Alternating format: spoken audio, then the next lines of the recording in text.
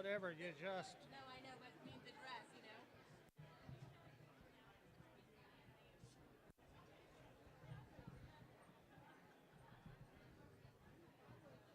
Okay, give me your.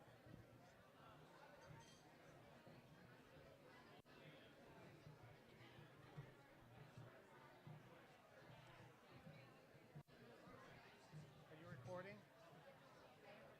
I need that gaff tape. You are recording. I need that gaff tape more up here than I need it anywhere else.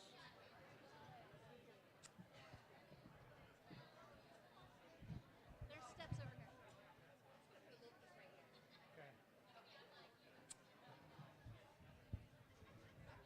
Okay.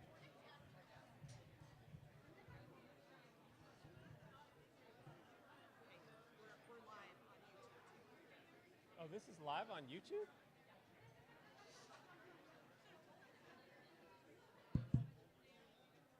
Good morning, everybody. Good morning. Well, we've got a great crowd, lively, and everybody having fun. Thank you. Can you hear me? Okay. My name is David Seaton, and I'm the past president of the Kansas Press Association. And on behalf of current president Tim Stauffer, I welcome you to the 2023 Kansas Press Association President's Luncheon. What a year it has been. The Marion County record raid is still fresh in our minds, and we are still dealing with all the ramifications of this illegal raid. Journalists in Marion and across Kansas have shown once again that the facts matter, and that digging hard for the truth, while sometimes cumbersome, is our calling and so critical to our nation's democratic form of government. What we do matters. Despite roadblocks, raids, slammed doors, and other obstacles, you and your colleagues have continued to provide top-notch journalism to our communities. You did your job, and you did it well. We're gathered today to recognize the cream of the crop in Kansas journalism. Those who didn't take no for an answer, who plodded on when public officials and others tried to keep the curtains pulled on the stories our readers had a right to know. We're here to honor the titans of the past and present, who strive to serve their communities with integrity. News gathering has never been an easy task, but as we've all discovered, it is essential to our way of government and our way of life. Unfortunately, not everyone agrees with what we do and how we do it. That has always come with the territory. While sometimes the noise becomes distracting and even at times almost unbearable, we march on because it is the right thing to do. Thank you for remaining true to your calling. That's what today is all about. For as we all know, this fight will never end, and it is our responsibility to be at the front of the pack, making sure public officials are accountable to those who have granted them their trust. So before we begin our meal, I want to give special recognition to those individuals, organizations, and universities and businesses that provided sponsorship for our various activities this year, particularly our presenting sponsors. Those are Capital Federal and the University of Kansas that have made today possible. We appreciate their contributions and involvement. Other sponsors include the AARP of Kansas, BOK Financial, Capital Federal, Citizens Bank, E-Type Services, the Eureka Herald, Kansas Electric Cooperatives, the Kansas Farm Bureau, Kansas Gas Service, Kansas Newspaper Foundation, Midwest Energy, Inc., and the University of Kansas. Thanks to these sponsors, and thanks to each of you for joining us today. Now let's enjoy the meal that has been prepared for us.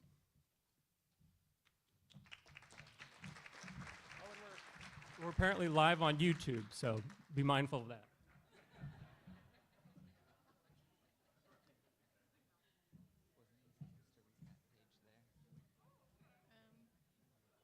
I'll read it. Okay. Is that okay? Please feel free to continue eating as we begin the program. Bring it up. Can I just take it off? Okay. It is my pleasure to introduce the KPA Board of Directors who served so faithfully with me and with David Allen Seaton this past week. You're not done. You had one more page, but I can read it for you. Please remain standing after your name is called. Nicole Byers, Ellis Review, Northwest District Director.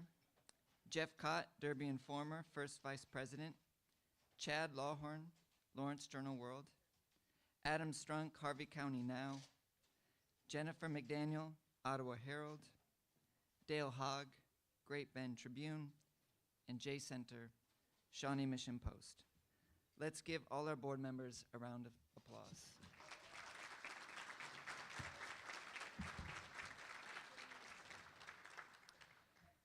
We are an association that relies heavily on our KPA staff and consultants to answer our questions on a myriad of subjects, to sell and place advertising in our newspapers, to coordinate educational opportunities that can raise our level of understanding, to represent us in the Kansas legislature, and to listen to our problems and concerns.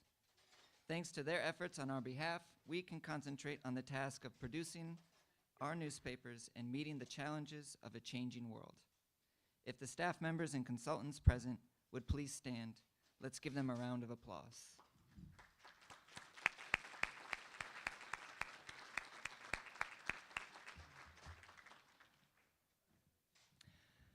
I would like now to recognize our host and immediate past president, David Allen Seaton. On behalf of the Kansas Press Association Board of Directors, we want to thank David Allen Seaton for his leadership during the past year as president and for several years as a board member. He has worked tirelessly to ensure KPA was successful as an association and that our members were provided with the tools they needed to continue serving their readers and advertisers. Please accept these gifts as our small expression of gratitude.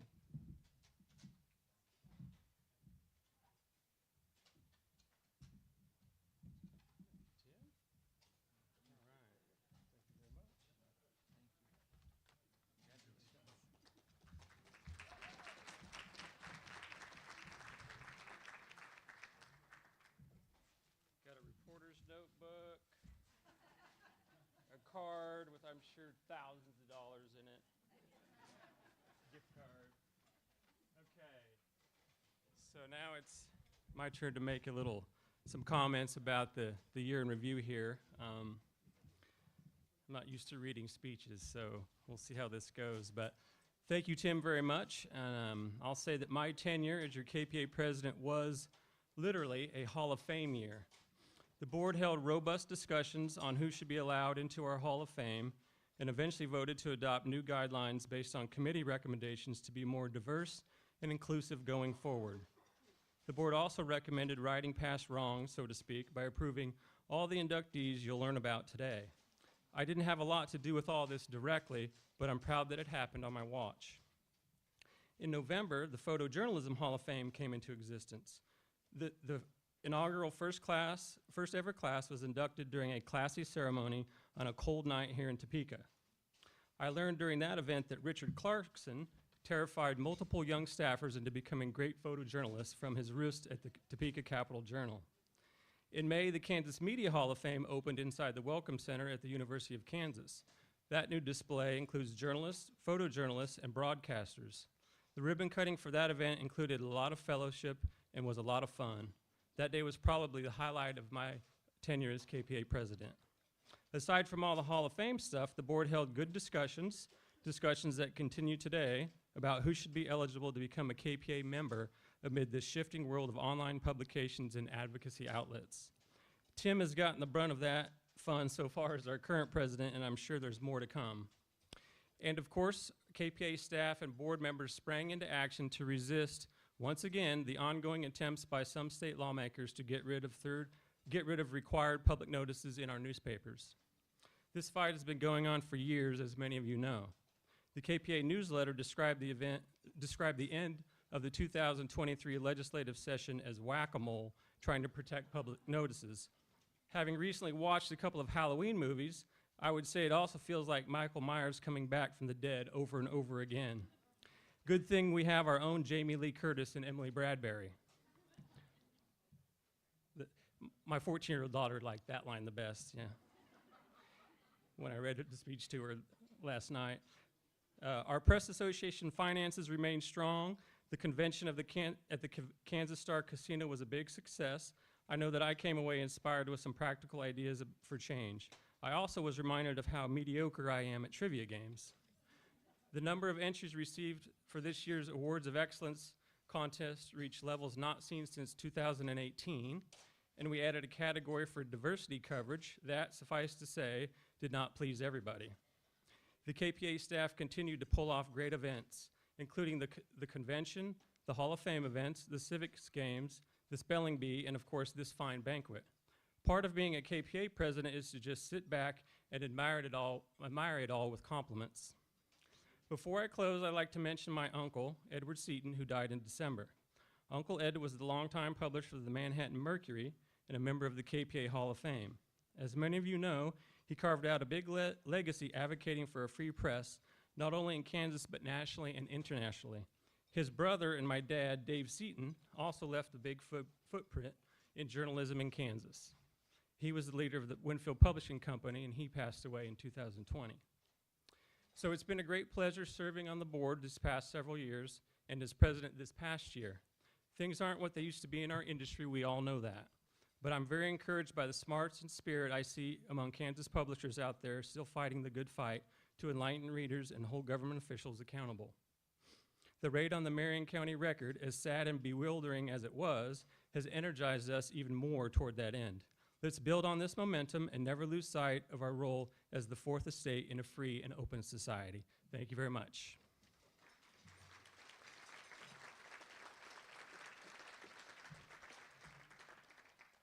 Okay, so before we begin our Hall of Fame introductions, I'd like to call on Max Couch, KPA's media law hotline attorney and the president of the Kansas Coalition for Open Government, to present a special award.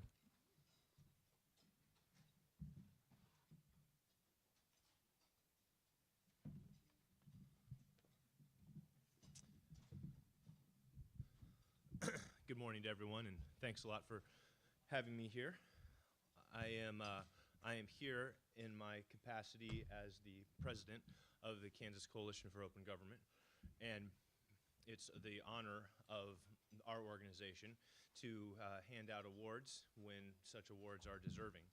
And there can be no question that in the response to the Marion County raid, as bewildering and upsetting as it was, the response to that is the kind of thing that is worth recognizing, and that's what I'm going to do today on behalf of our board. Truly, the individuals on the ground who dealt with the raid and its aftermath, certainly Eric Meyer, his staff, and certainly their lawyer, Bernie Rhodes, is commendable, and as we say at the coalition, goes above and beyond to defend democracy. So I've got a few remarks that I want to make about Eric, and I will also say that Bernie advised us today that he can't make it due to an emergency, but he did authorize Eric to accept the award on his behalf, and also warned me that Eric might try to also accept Bernie's allotted speaking time.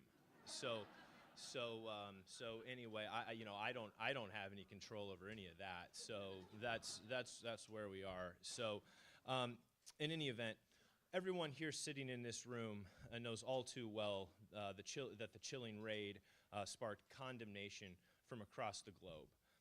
But thanks to the stalwart efforts of the Marion County Record and their lawyer, no publication deadlines were missed, the paper is still going strong, and the police chief who initiated the raid has resigned. In the immediate aftermath of the raid, several things took place that went above and beyond. From cobbling a newsroom together on the fly, to educating the public about the right of a free press, from meeting publication deadlines to negotiating the withdrawal of the search warrant and return of the seized items. The recipients of these awards today have demonstrated extraordinary courage, determination, and skill. That some sense of normalcy has returned to the Record should not be taken for granted. Restoring the status quo squarely depended on the recipients of these awards. They are being recognized for defending both democracy and the First Amendment in the wake of this unjustified raid. And so if you would all join me in a round of applause, Eric, if you would come forward, receive your award.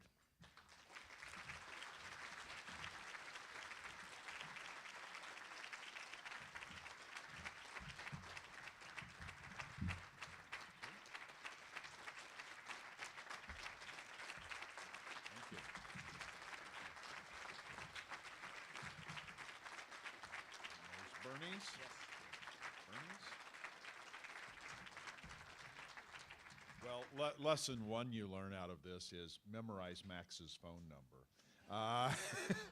I had it in my cell phone. My cell phone was seized. I had it in my desktop computer. It was seized. I had it posted on the wall in my office. Couldn't get into the office, so I had to go down the street to somebody who was standing out in front of his house with an iPad and said, "Could I borrow your iPad so I can look up Max's phone number?" And then I borrowed his phone, which turned out to be a flip phone, and got hold of Max. And Max started everything in the process after that, calling KPA. They called the Reflector. They called everybody else. The media came out and did response for this, which without that response, I wouldn't be standing here today. I'd probably be in jail somewhere. But the amazing thing about this entire thing, we have received literally tens of thousands of emails from across the country. We have not received one single negative email, not one. Now, I can tell you from our abortive attempts to get documents from the city of Marion, that they have received many negative emails over this time, and we have gotten. I was reading through them, and I can't answer all of them, but it was amazing that they were from across the political spectrum. I was reading one that said, "That must be those darn Democrats were in the office," and then the next one literally was, "It must be those darn Republicans that were in office." Everybody from right, left, and center, and they have come out in support of us financially with donations to the foundation, with buying T-shirts and whatever else that Emily's managed to arrange, but to buy subscriptions. Marion is the 122nd largest city in Kansas. Marion County is, I believe, the 57th largest county in population. We're now the 8th largest paid circulation newspaper in the state. Now, that has put a bit of a strain on our bookkeeper, who has to manually enter credit card numbers on a little pad, and everybody thought that when they were putting them in on our website that it was actually going through. It took us 2 months to get all of the cards entered, and we finally have done so. And it's great profit for Cherry Road Media and Hutchinson for printing the paper, and also to the U.S. Postal Service, but we won't talk about them too much. The big thing that this has given me a time to belief in is that this is now the time. People do around the country understand the value of the newspaper and media in general as a fourth estate. We've heard from huge numbers of people, primarily, by the way, a great number of law enforcement officials are among those who have responded. They're tired of getting tarred with the sticks that they get tarred with as well. But this is a time for us to not sit back and be reactive to things. We're having grave difficulty getting records from open records law. They're trying to turn back the clock on the recently enacted provisions that reduce the ability to hide by going to private email and private texts and all that. And they're denying this again in complete defiance of the law. And they will continue to do that. This is one of the things that I spent 26 years teaching, and thanks to Suzanne Shaw, who's around here somewhere, and other people. Walking back into a newsroom as a retiree, and doing this as a retired person, and not really caring, I should never say this, but don't really care whether we make money or not. We were actually making money. We had rising circulation. We had rising ad revenue before this ever happened, because we said we're going to do journalism. And apologies to the people doing video for the Wichita Eagle who are around here today. We aren't going to do video. We aren't going to do breaking news. We aren't going to do social media. We're going to do news. And the difference, though, that I've found is a very hostile environment. An environment from public officials which basically says, we're going to do whatever the heck we want, and if you don't like it, you can take us to court. And of course, most people don't have money to spend taking to court. So we were lucky enough to have libel insurance, which had a provision in it that says that they will defend us if we have newsroom seizures. The insurance company, when consulted about this, says we have never paid off on this. And check your policies for next year and make sure they haven't taken this coverage out. But they decided to follow with that. it is becoming important for us to consider the idea that this is a time for joint action, not to sit back and defend the fact that we need to have legals in our paper, that we need to have openness in government, but to aggressively go out and demand that this is something that's important for democracy. I thank you. I thank everybody here who has done such wonderful help for us. Max has been great. You know, this was building for some time. Max knows how many times we've called him over the years, and it was a hostile government, and it builds up as you go along. And Max has called Marion County corrupt. I will repeat that as well. But this is a time to step forward. This is a time for all of us to get behind efforts that will say that there still is a value for journalism in this society, and that we need to be treated with the professionalism and courtesy that democracy demands.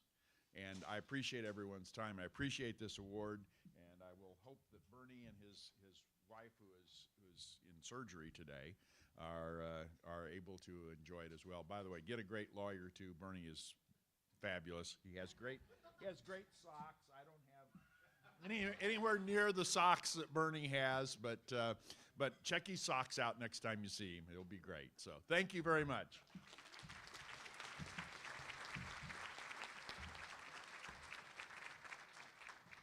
And although we're in absentia, I think it would be also worth applauding for Bernie Rhodes as well. Can we do that, please? Well, thank you very much. So now I would like to introduce Roy Wenzel, chairman of KPA's Taking Another Look Committee, to begin our Hall of Fame presentation. Roy, take it away. Thank y'all.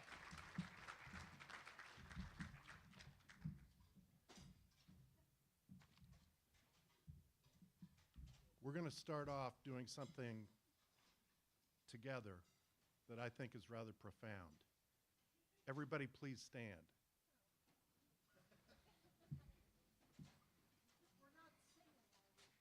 No, we're not singing, Colleen.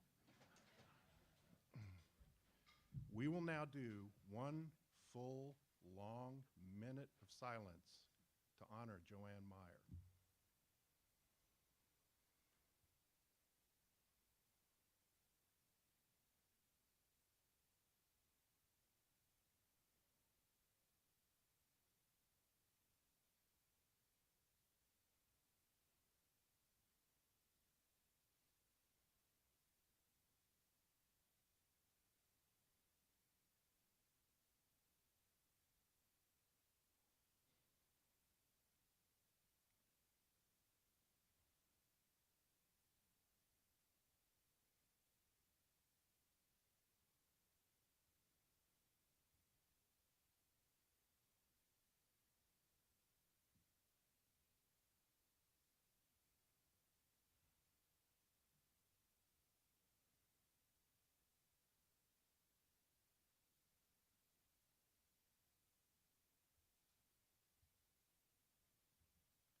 Thank you.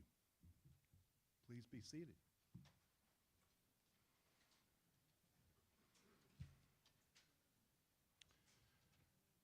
I will now introduce Melinda Henneberger, the Pulitzer Prize columnist for the Kansas City Star. She wrote a column about Joanne right after Joanne died. She will read that column now to you to honor Joanne's sacrifice.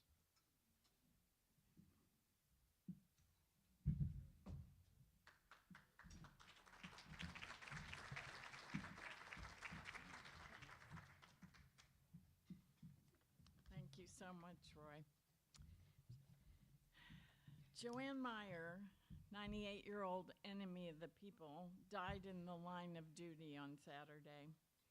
A newswoman since 1953 and co-owner of the local paper in her hometown in central Kansas, she lived to see her Marion County record as well as her home raided by police on Friday for reasons that defied both law and logic.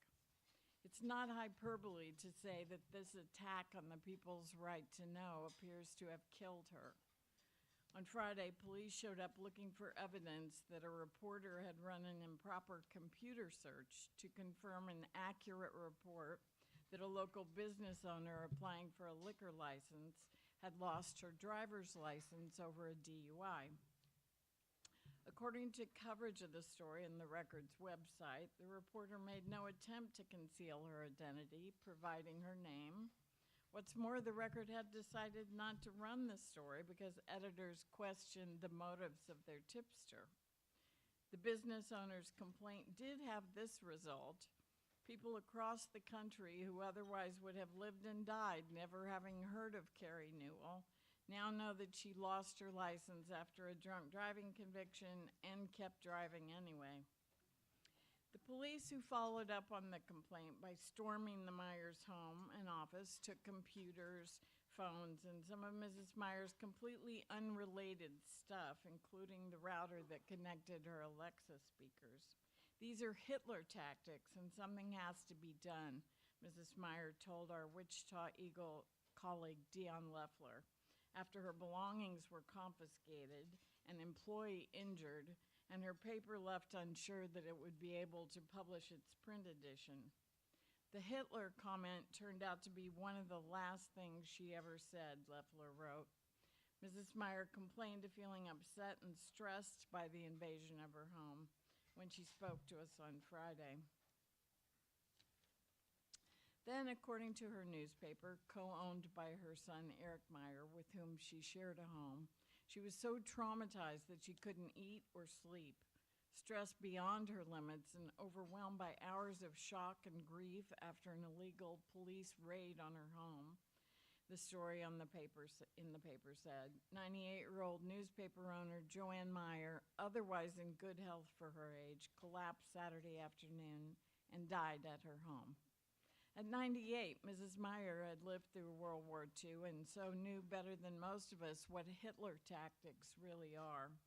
Her late husband, Marion County Record editor Otto Meyer, fought in the Battle of the Bulge. She did not say that Gideon Cody, the former KCPD captain who ran the raid and whose time in Kansas City the paper was investigating, is a Hitler. But what she did say, which is that these tactics were made familiar to us by some of the darkest moments in history, is unfortunately true. When I wrote the other day about the Trumpian threat to our way of life, I got mail urging me to relax because, hey, loony liberals need to be purged from our government. Only I'm not relaxed because attacks on a free press are a hallmark of fascism. I've written over and over about why we should never trivialize the Holocaust by behaving as though Nazi is just another word for someone with whom we disagree. But it also offends the memory of the millions of victims of fascism to fail to name the real and growing threats to our democracy.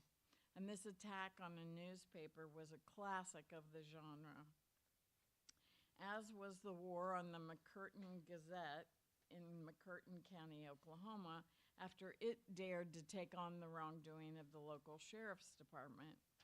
One headline was, "County officials discuss killing and burying Gazette reporters."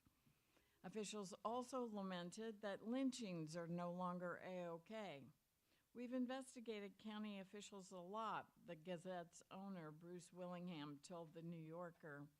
The Gazette exposed a county treasurer who allowed elected officials to avoid penalties for paying property taxes late, and a utility company that gouged poor customers while lavishing executives with gifts.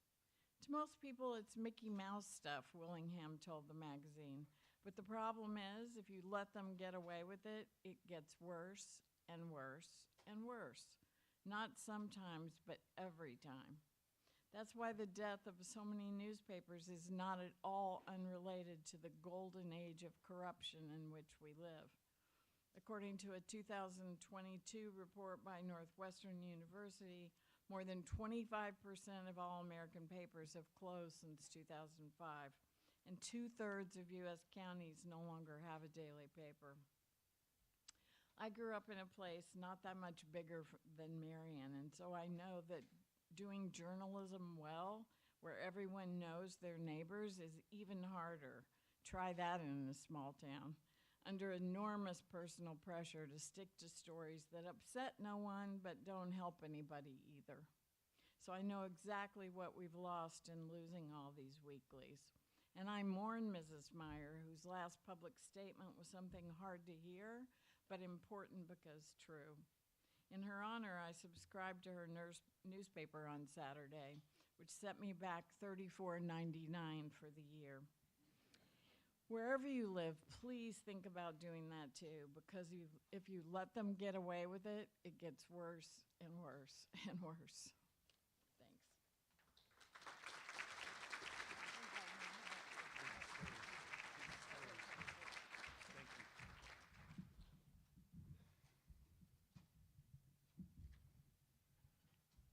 Wow.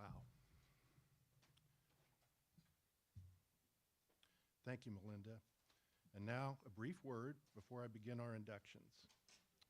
My name is Roy Wenzel, and I stand witness for the 29 women we induct today into the Kansas Newspaper Hall of Fame. I stand witness because they enrich our state and national community and have done so mostly uncredited. They make our state and national communities more informed, more heard, more inclusive, and more free. I stand witness for 3 such honorees whom I mention now to make a point. They are the Black Kansas journalist Vicki Walton James, Benita Gooch, and the Pulitzer Prize winner Professor Patricia Weems Gaston. They bring honor to journalism, but it is an injustice that they are only the 2nd, 3rd, and 4th Black journalists among what will now be 176 Hall of Fame members. We also honor 5 men today because they deserve it and have made outstanding contributions to the journalism industry in Kansas. Emily Bradbury, Nancy Horst, Becky Tanner, and Jean Hayes also stand witness today for helping make these new inductions possible. Several others also helped with these nominations, including Paul Stevens and John Hanna from the Associated Press. They helped bring justice to the Hall of Fame, which until today, for 92 years, chose only 7 women among 142 members. We gather today not only to right wrongs, but to stand for decency and honesty. We stand for differences, including differences in our profession. Some of our newspapers and communities tilt to the right, others tilt left. Differences and diversity make cultures rich, including in newsrooms where we supposedly challenge all assumptions. I'm about to invite winners up here to accept honors not given but earned. But I want to first mention 3 of our honorees. Their 3 stories evoke newsroom culture, how we are an odd, intriguing, sometimes unsavory breed, insomniac, scruffy, edgy, obsessive-compulsive, semi-paranoid, bitchy, anxious, argumentative, hungover at times, and full of annoying questions. But we share a weird bond. We newspaper drudges behave often like family, fighting and mocking each other, but we fight for each other too, as Emily Bradbury and some of you here today fought so hard for the Marion County Record. So, the 3. In 1999, Tom Eblin, whose wife Jeannie we honor today, began telling me about a kid named Colleen McCain, who was studying journalism at the University of Kansas, where Tom and Jeannie mentored a generation of journalists. That Salina kid, Roy, is going to win the Pulitzer Prize, take over the Kansas City Star, and end up telling all of us how to save this godforsaken racket. He urged me to meet her. I did. I related what Tom had said. Colleen put her head down and put hands over ears. I'm just a student, she said. I don't need this kind of pressure. But it wasn't just pressure she felt. Colleen then and Colleen now is painfully humble. It's not an act. I can assure you that she is sitting among you now, pissed off at me for bringing her up, but already planning to forgive me. Or so I hope. Tom was right. Colleen did win a Pulitzer and eventually helped supervise the Kansas City Star. She's a rising star in McClatchy's leadership tier. One of the writers she hired to help her at the Star is Melinda Henneberger, whom you met already. My second story concerns Vicki Walton James, whom the Star hired as a low-paid news clerk in the early 1980s. Vicki was assigned to me in the KCK Bureau, where I was the bureau chief. Small office, only 6 of us. One day she came in looking unsettled. She had applied the day before for an apartment on the Country Club Plaza offered by a Kansas City development company. The company told her there was an apartment available. I said I had sent her to cover a fire that day, so before she went to the apartment complex, she washed her face, put on makeup, and curled her hair a bit, and she was immediately rejected when the apartment managers met her in person. All apartments are full. But I just talked to you on the phone. No, you are mistaken. She knew this was racism, wanted to fight it, but when she came to work that day, she wasn't sure how. One of my reporters, a white guy, Dusty McNichol, said, "We'll see about that." Vicki and Dusty made calls to the Federal Housing Agency to get advice about how to fight this. Vicki filed a formal written complaint and filled out paperwork. Dusty paired up with Barbara Cornell, a white woman reporter. They called the developer as pretend man and wife and were told the same apartment was open. Showing up in person, they were immediately offered the apartment. Dusty then took this evidence to the housing agency, which then sent testers, white and black couples, to inquire about the apartment. This produced the same racist result, and so Vicki got justice.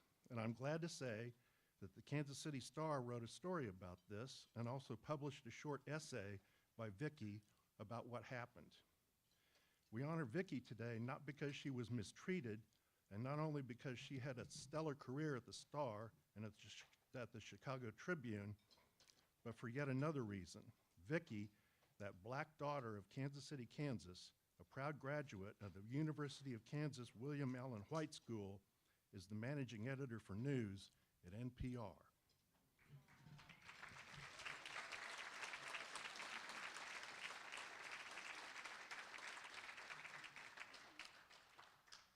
Lastly, Sarah Kessinger, a past KPA president. Her father, Howard, entered the Hall of Fame in 2006. Howard and Sharon Kessinger co-owned the Marysville Advocate, a terrific small paper.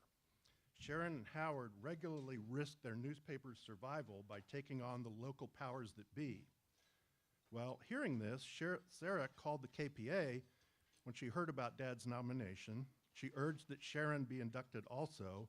Mom did everything Dad ever did, she told them, all of it. Everything Dad did, Mom did. This was rejected. We like to keep things simple, she was told. This occurred, by the way, when Sarah was doing a 12-year tour of duty as a reporter covering the Kansas legislature. Sarah and a fellow Harris News Group reporter were the only women in the legislature's press pool then, and we knew that men had a name for us, Sarah said. They referred to us as the Harris girls. It was not meant as a compliment. But now, today, as Vicki's departed and beloved friend Dusty McNichol once said to her, "We'll see about that." Sharon and Sarah Kessinger, you're now in the Kansas Newspaper Hall of Fame, where you belong. Please come forward.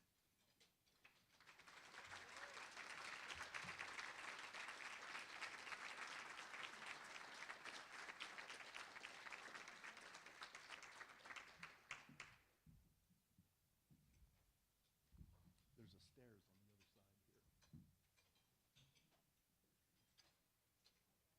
A stairs.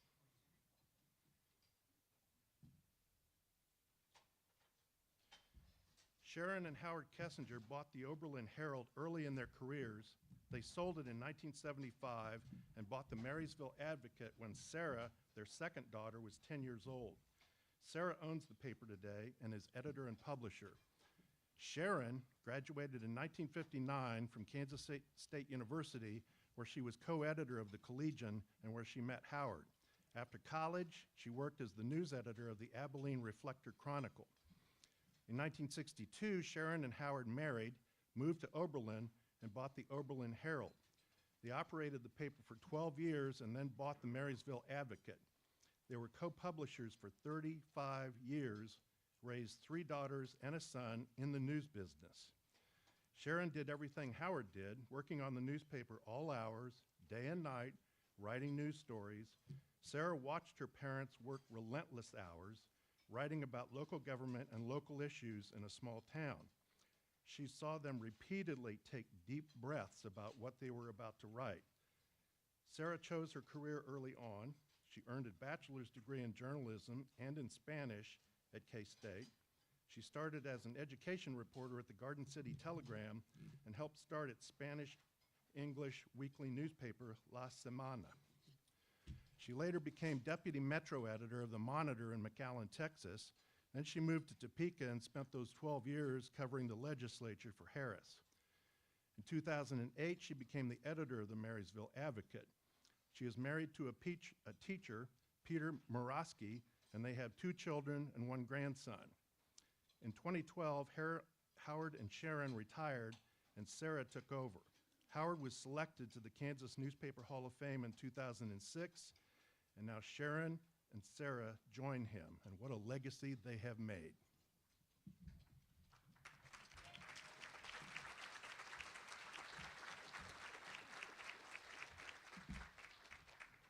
Well, this is a great day for me. I can't believe it. But thank you so much. And I just, my memory isn't very good anymore. So I brought a note that I wanted to say, and it's that I'm truly grateful for all the women and men in journalism who always look for the truth and write about it, who care about people in their communities and love telling their stories. Thank you.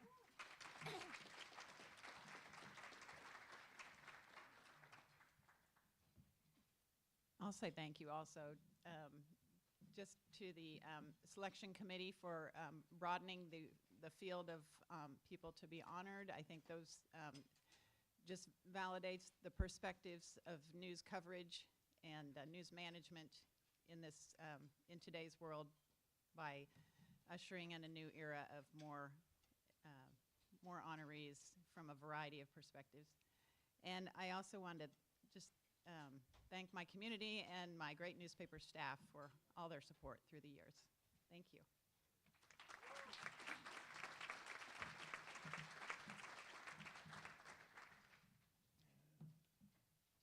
go ahead.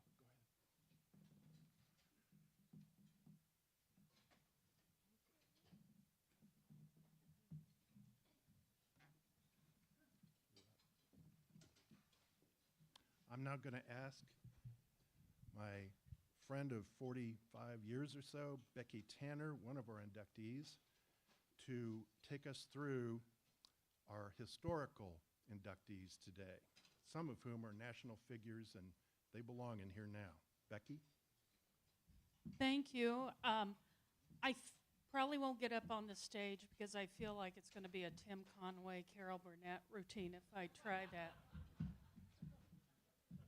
These 3 women they set the foundation for what many of us for the ability for many of us to have careers later on.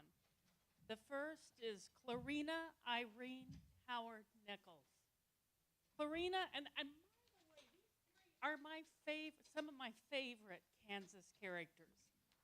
Clarina was a journalist and a newspaper editor in Kansas during the major reform movements of the mid-19th century. She is an important historical figure in women's rights and in the formation of the state of Kansas. She was born and raised in Vermont. As a single working mother, she began writing for the Windham County Democrat in Vermont and married the publisher. When he became disabled, she took over the paper. She moved from Vermont to Kansas with her family in 1854, hoping the emerging state would offer an opportunity to create laws that benefited women. The family settled near Lawrence in the Kansas Territory. Clarina's husband died the next year, And in the spring of 1857, she and the children moved to Wyandotte County. She contributed articles on women's rights to the Lawrence Herald of Freedom and the Topeka, Kansas Tribune. She soon became associate editor of the Quindaro Chindowan, an anti-slavery. I did not memorize this. This is the script. Newspaper published from May 1857 through June 1858. Today, we know Quindaro as a neighborhood located in North Kansas City, Kansas. Clarina was the only woman invited to the Wyandotte Convention in 1859, which resulted in the writing of the Kansas Constitution. The final version of the new Constitution included 3 provisions inspired by Clarina and which she had fought bravely for: the right of women to vote in school elections, new educational opportunities for women, and increased rights to their property and equal standing on child custody matters in cases of divorce. Clarina left Kansas in 1871 to be with 2 of her children in California. She died there in 1885 at the age of 75. Peggy Hall. Peggy Hall was the first female. Is it okay if I sit down? Yes. Okay. Otherwise, I feel like I'm teetering. Okay. Oh, this is good enough. Okay. I promise I won't be long, but Peggy Hall was the first female war correspondent accredited by the United States government and the first woman to serve on 4 battlefronts. During her 31-year career, she followed American soldiers around the world, and her articles were popular because she presented personal stories of the lives of soldiers. Born in 1889, Henrietta Eleanor Goodnow grew up in Marysville and later moved to Junction City. In 1905, 16-year-old Henrietta went to work for the Junction City Sentinel. She became a writer and between 1909 and 1916 worked for newspapers in Colorado, California, Hawaii, and Minnesota. Her Minneapolis editor encouraged her to use a pseudonym. They came up with Peggy Hall. In 1916, the Cleveland Plain Dealer assigned her to cover the Ohio National Guard in Mexico, and she started writing for the El Paso Morning Times, and one of her favorite sources was Pancho Villa. In 1917, Peggy persuaded the Morning Times editor to send her to France to cover World War I. The War Department did not allow women journalists to become accredited, so Hall went anyway. She went to Paris without any accreditation because she knew General Pershing. She spent a month and a half at an artillery training camp, and in the summer of 1918, Peggy traveled to Washington, D.C., where she finally received accreditation. In the following years, she would cover military action from Siberia, Shanghai, and several Pacific islands. And in 1939, Peggy became a founding member of the Overseas Press Club of America in New York City. She renewed her accreditation as a war correspondent in 1943 to cover American involvement in the Pacific Theater during World War II. After World War II, she moved to California, where she lived until her death in 1967. And now one of my favorites, mostly because I just like saying her name, Clementine Paddleford. Clementine Paddleford was known as America's #1 food editor for more than 3 decades. Her career started in Manhattan, Kansas. Born on a farm in Riley County in 1898 and graduating from Kansas State Agriculture College, Clementine grew up relishing home-cooked food. Who doesn't? She introduced regional cooking to America. A skilled pilot, she flew across the country to report stories. She was known for her culinary journalism, a go anywhere, taste anything, ask everything kind of a reporter who traveled more than 50,000 miles a year in search of stories. By the 1960s, she had literally been everywhere, including to the bottom of the sea in a nuclear submarine. Clementine was well ahead of her time, and she matched as a regional food pioneer only by James Beard.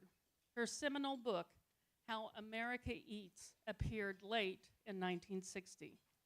She died of pneumonia in 1967 and is buried in the Grandview Mill Stockdale Cemetery near Riley.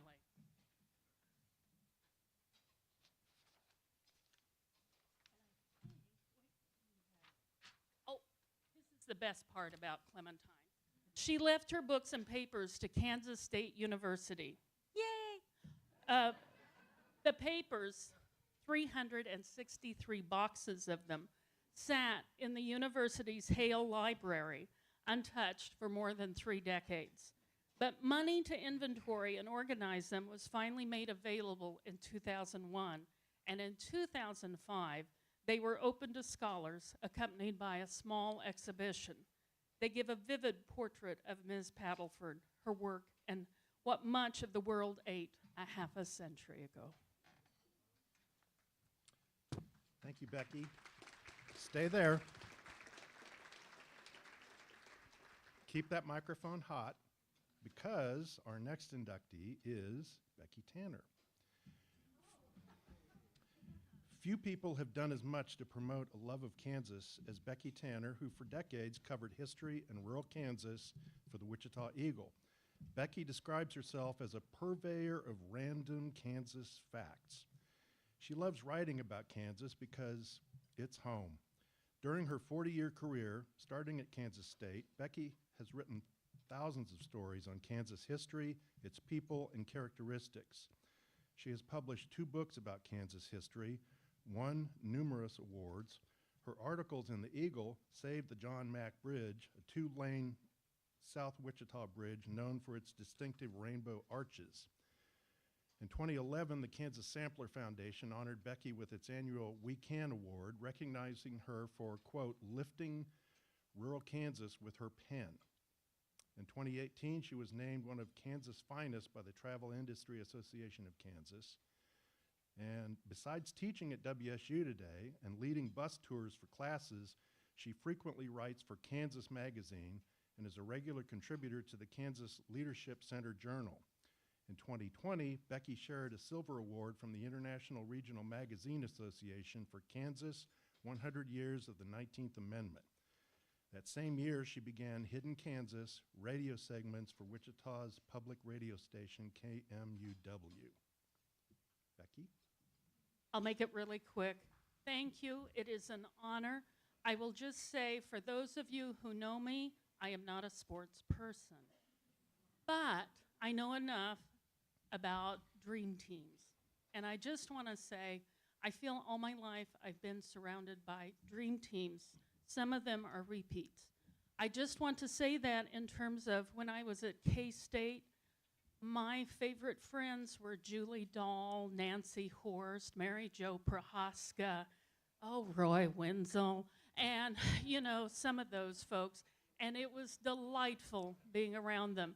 They were far more talented and geniuses than I will ever be, but I was inspired by them. And the same held true in all the different newspapers that I worked for. Again, some of these people repeated. And who knew that when I worked at the Wichita Eagle, Roy Wenzel and Julie Dahl would soon be working there too. Anyway, I am surrounded by a bunch of talented people, and it's an honor to be inducted. Thank you so much.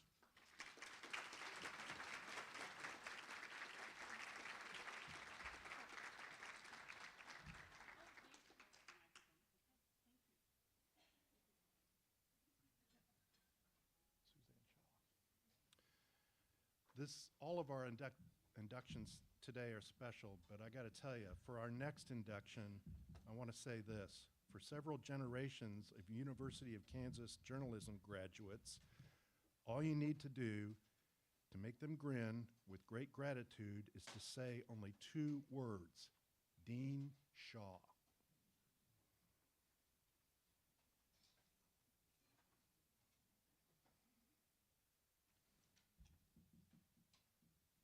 Behind the pillar.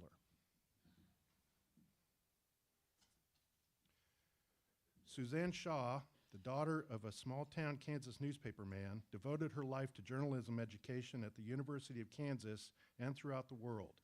Suzanne grew up in Wellington, where her mother was a registered nurse and her father was a daily columnist for the Wellington Daily News. She graduated from the University of Kansas and was a publications advisor and journalism teacher at Wichita Heights and later Wichita South High School. In 1970, she became the editor of the KU Alumni Association's magazine. She joined the journalism faculty in 1971 as an assistant professor. At KU, she was news advisor and general manager of the University Daily Kansan, the school's graduate director, and served twice as associate dean of the school. Suzanne left Kansas only once in her career, when she worked 18 months at the Tallahassee Democrat to participate in a Knight Ridder management training program. Then, in 1982, she returned to become editor and publisher of the Coffeyville Journal. She returned to KU in 1984 to become general manager of the Daily Kansan and remained with the school for the next 35 years. In 1986, she was appointed executive director of the Accrediting Council on Education in Journalism and Mass Communications, the agency responsible for the evaluation of professional journalism and mass communications program in colleges and universities. She served in that role until 2019. Suzanne?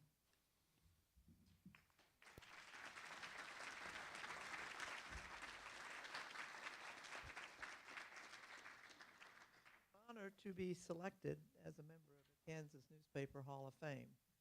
My newspaper jobs helped me become a better teacher in my years at the William Allen White School of Journalism and Mass Communications. I always will say that students gave me rewards that money can't buy. I am very proud of my students and their accomplishments as journalists, and I so enjoyed the role I was able to play in their lives. I always tried to be there for them, offering advice and counsel when needed, even when it may have been something they didn't necessarily want to hear. I love newspapers. They've been a part of my life since birth. My father spent 50 years on the news staff of a small Kansas daily. I wanted to deliver newspapers, but girls couldn't do that, so I put a paper bag on my bicycle, folded old issues of the Wellington Daily News, and threw them on the front porches of my neighbors in my neighborhood. At KU, my newspaper work helped in my being selected for jobs. I was privileged to work with 5 deans at the school, starting with Ed Bassett, and then Del Brinkman, Mike Couch, Jimmy Gentry, Ann Brill, who is here today. And there she is. Thank you, Ann. I also love being able to impact journalism on a worldwide scale as executive director of the Accrediting Council on Education in Journalism and Mass Communications. I was fortunate to have great newspaper editors as the president. They included Peter Badia, John Levine, David Boardman, Jerry Seppos, and Bob Giles, all fine newspaper men. My chauffeurs today are 2 people I've known for a long time, Paul and Linda Stevens. It wasn't until recent years that I learned that Linda was a sophomore at Wichita Heights High School back in the early 1960s when I was the advisor for the newspaper. And Paul was my very first graduate assistant back in the early 70s. This honor means so much to me. Thank you again.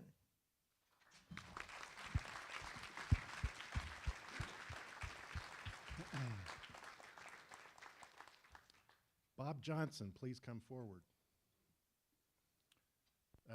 Bob, by the way, told me yesterday that he practiced his speech by reciting it to his cows the last week or so, and I'm sure they enjoyed it as much as we will.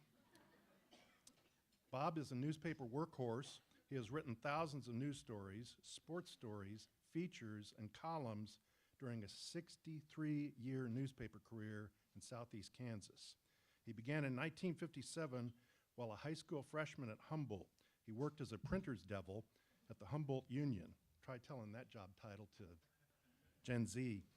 Bob headed to what is now Pittsburgh State University to major in mathematics, but journalism intervened when he was hired as a proofreader at the Pittsburgh Sun.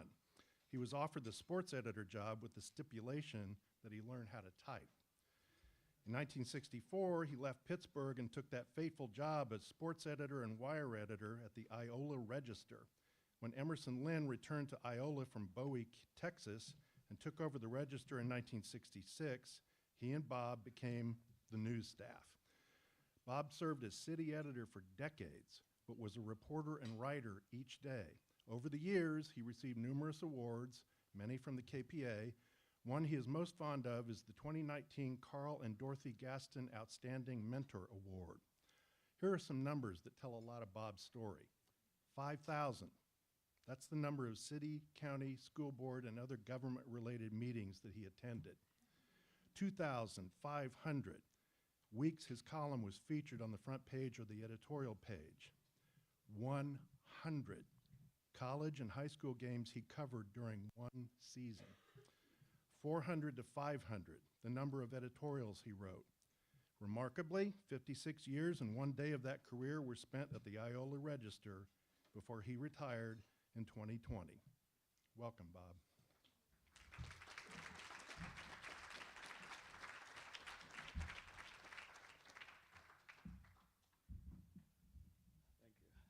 I'm not quite as stable as I once was, particularly with I got on a pair of cowboy boots with high heels that I don't wear every day. But the thing he left out about the cows, there was 4 or 5 cows and a couple of calves drinking out the tank I was filling. And I thought, well, I need an audience, so I'd been working on a speech for several days, and I thought I had it down pat. So I started reading it. The cows raised their head up. One of them rolled her eyes, and they took off. So when I got home, I threw that speech in the trash. Actually, I don't have anything written. I was going to show you. 2 minutes, Bob. 2 minutes. This is the extent of my speech, and you stole almost all of it. Sorry, not for the first time. Yeah, well, that's okay. It won't be very long. But I do want to say that being named to the Hall of Fame is one of the highlights of my life. I often dreamed about it, and I thought it was probably a pipe dream. But a fellow named Gary Rice, who some of you may know, you know him, and nominated me, and Susan Lynn and David Powles wrote fantastic letters of recommendation. And this let me close by saying that this equates as a highlight with a few other things I've had done in my life. First of all is my marriage to Beverly. I wish you'd stand. She probably doesn't want me to do this, but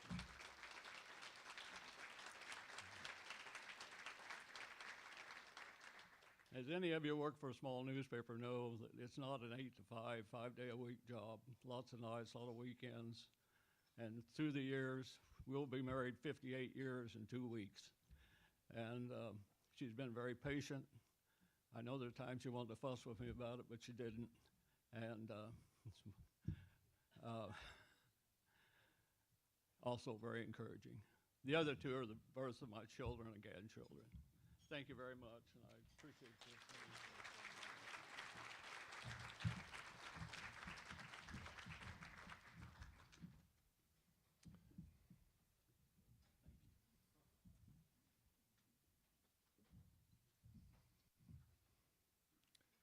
Our next is Kathy Taylor. Please come forward.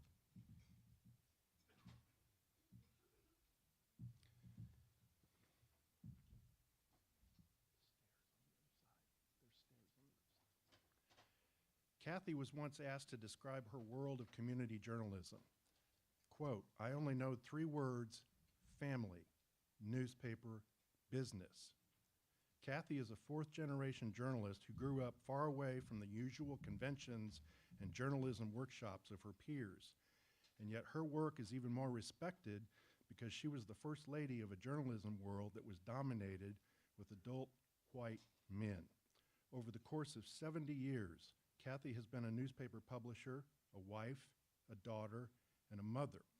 She was born in Caney, Kansas in 1946, only a few blocks from where her parents owned the local newspaper, the Caney Daily Chronicle. It was in that office where Kathy got the front row seat to the world of community journalism, much like her father, her grandfather, her great-grandfather in their careers in weekly newspapers in southeast Kansas. Kathy married her high school sweetheart, Rudy Taylor, in 1965. They had no plans to return to their hometown to assume ownership of the Chronicle. That's what happened when the Taylors bought the Chronicle in 1970 from Kathy's parents. Since then, Kathy has never left the streets of her birth, nor the newspaper of her upbringing. She raised 3 children in that same office, and they represent the 5th generation of a journalism family. Today, the Taylor Newspaper Company includes 3 newspapers of southeast Kansas: the Montgomery County Chronicle, the Labette Avenue, and the Prairie Star. Welcome, ma'am. It's an honor.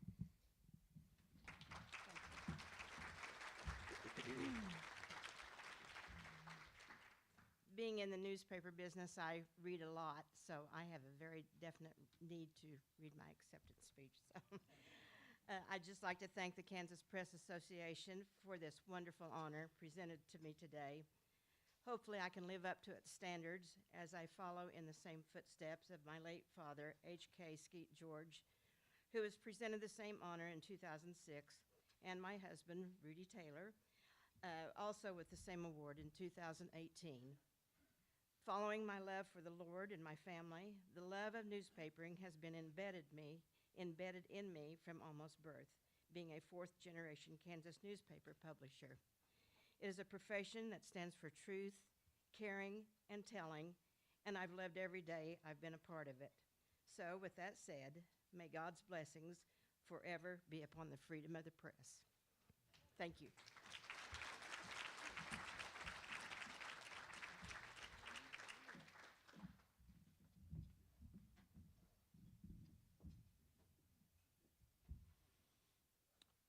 We're honoring 2 honorees with this next one, and that would be Nancy Horst and Roberta Burke Milner. Nancy, please come forward. Emporia, Kansas was at the heart of a national story for several years after the 1983 double murders and an alleged tryst between the murder suspects, an Emporia pastor and his church secretary. Then Emporia Gazette managing editor Ray Call credited Roberta and Nancy with having significant roles in solving the murders. The Gazette nominated them for a Pulitzer Prize. Nancy worked 3 years at the McPherson Sentinel after graduating from Kansas State in 1978. After a short stint in the Gazette production department waiting for an opening in the newsroom, she joined the reporting staff in 1982. Roberta, now writing as Bobby Milner, began as a part-time key punch operator at the Emporia Gazette in 1963 and later became a reporter. Bobby and Nancy found themselves working together on what would become known as the Byrd case, the mysterious deaths that implicated Pastor Tom Byrd and church secretary Lorna Anderson.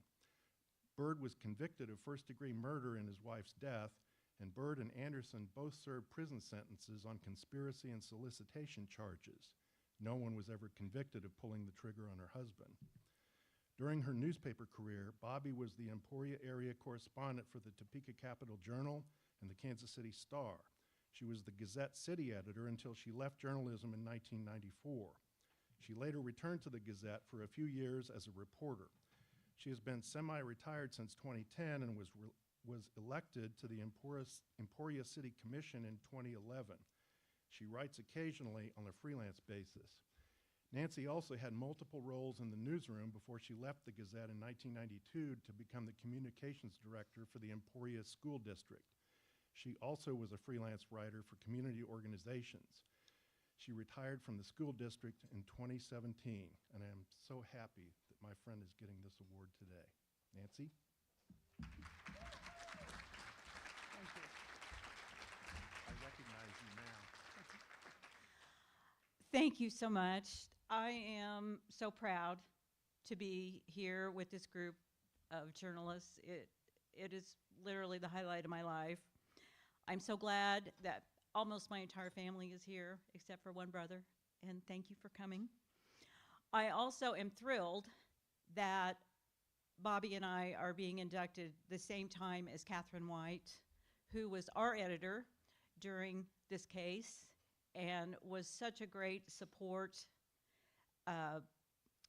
She really took us under her wing, and she really was a powerful person. I'm grateful for the recognition of doing really what reporters do. Ray Call may have said that we solved the case. We didn't solve the case, but we kept pressure on. We did what reporters do.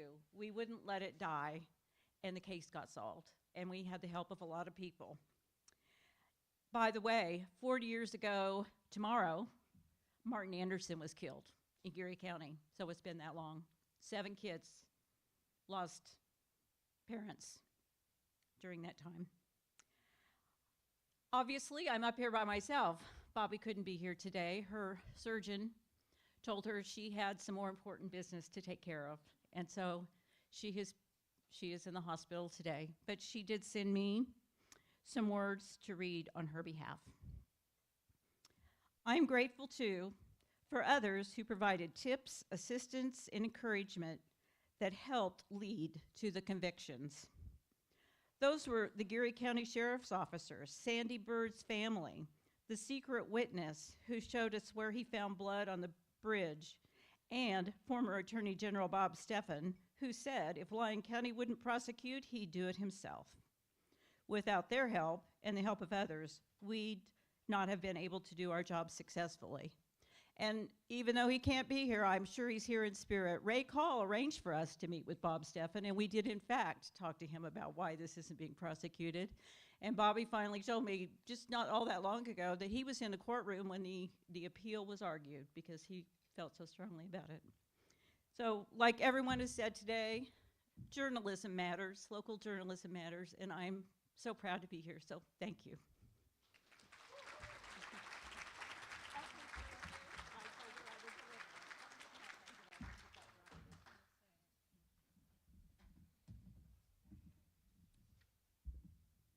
Our next honoree, Marjorie McLaughlin. Is someone here to, there we go.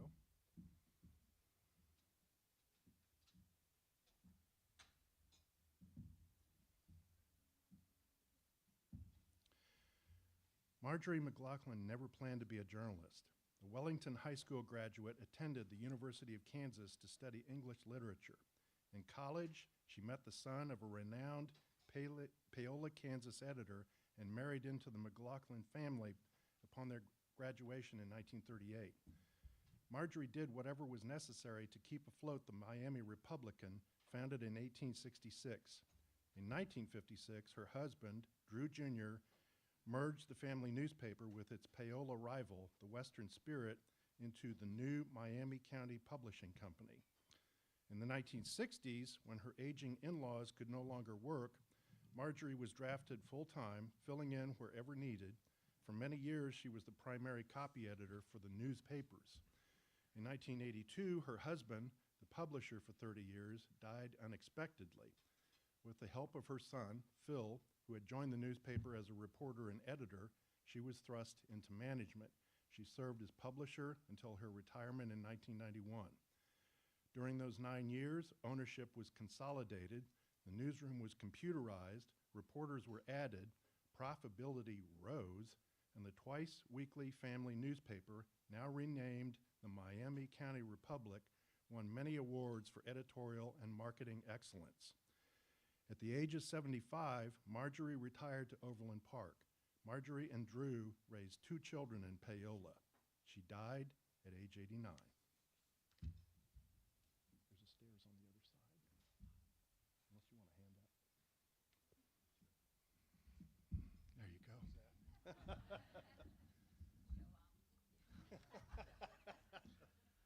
Well, I just realized 15 minutes ago that what I'd planned to say today plagiarized what he just wrote, or he just read. So instead of that, I'm just going to say that in this 160th anniversary, where things are being balanced out a little bit gender-wise and otherwise. My mother would have been very humbled and proud to be included in this remarkable class of people, including her good friend, the polymath Jeannie Eblen. Thank you so much for including her. Thank you, sir.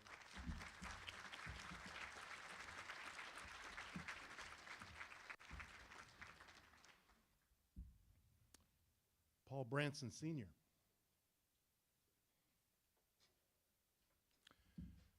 Paul recently celebrated his 61st year in the newspaper industry, his entire career with the same newspaper group in Miami County. Paul grew up in Bell, Missouri, and attended the University of Missouri, where he learned to operate the linotype. In 1962, at the age of 21, he accepted a job at the Osawatomie Graphic in Osawatomie. He switched from linotype operator to advertising sales in 1966. He eventually became advertising manager and was in charge of the East Kansas Offset, the printing company housed in the old Graphic building. Paul stayed with the newspaper even as it changed ownership. In 1998, the Graphic was sold to the Miami County Publishing Company, owned by Phil and Sarah McLaughlin. The Graphic joined forces with the Lewisburg Herald and the Miami County Republic. The McLaughlin family sold those papers in 2004 to NPG Newspapers, and in 2016, the Graphic and Herald were consolidated into the Miami County Republic. In 2012, Paul received the Gaston Outstanding Mentor Award from the Kansas Press Association. Paul still goes into the office once a week to help copy edit and type up the Miami County Time Capsule, a reader favorite. It's an honor to have you here, sir.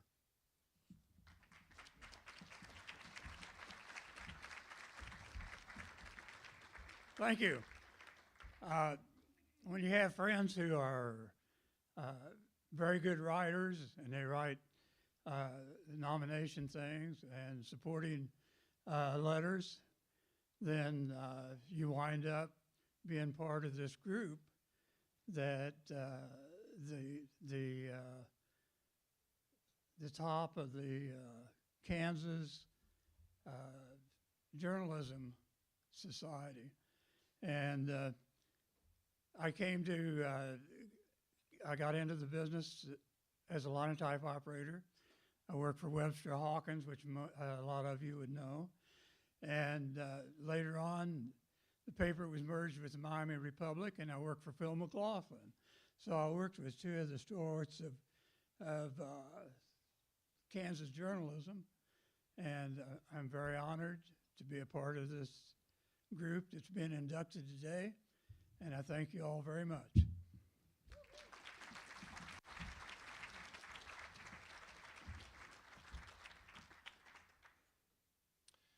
Now for this next one, this next person, when Nancy and I were making calls all over the state to try to figure out who are we going to look at, one name came up like half a dozen times. You better include Susan Lynn. And here we are. Susan Lynn grew up in the newspaper business at the Bowie, Texas News, while her three older brothers and parents inserted and bundled the weekly paper.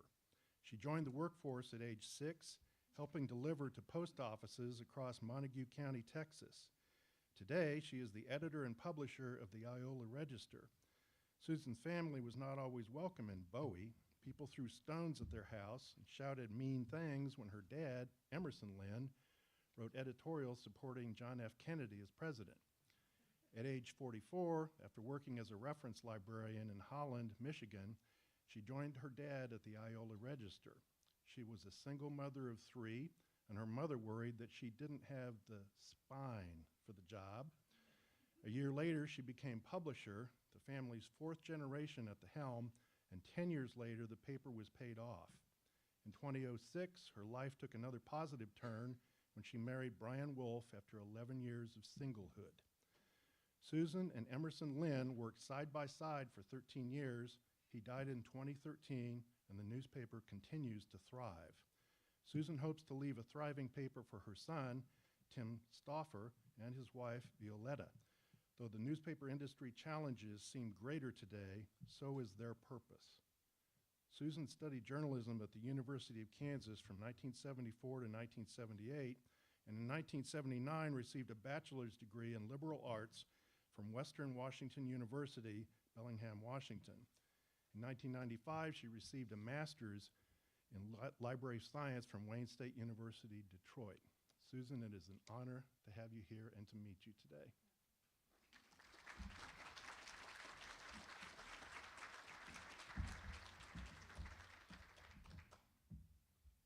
Thank you. I think the biggest thrill is being with all you and everyone being inducted today. That's kind of repetitive, but I think my bio was a little too much information for me. Because really, I think I came to Iola because I was going through a midlife crisis.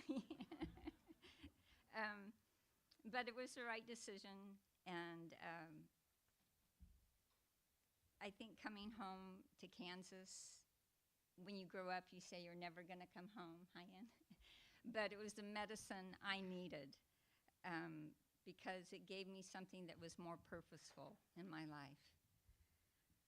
Dad and I worked side by side for 13 years. I never realized what an opportunity that was until I lost him. But now that I get to do that with my son, Tim, I can see the rewards of it. And I don't know who's a bigger mentor to me, my dad or my son, Tim. And I don't know if that means I'm a slow learner or that every generation has something to give to the other. My amazing daughter, Louise, is here with her husband, Nick, my husband, Brian, Tim, and my son, Aaron, in spirit. Like everybody else has said, this is really a highlight for me. Thank you so much.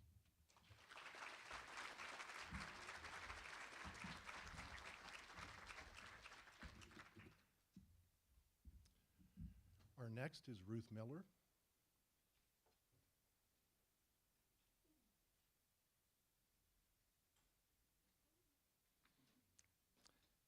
Daryl and Ruth Miller bought the Downs News and Times in 1958 and subsequently bought the Lebanon Times, the Cawker City Ledger, and Smith County Pioneer newspapers.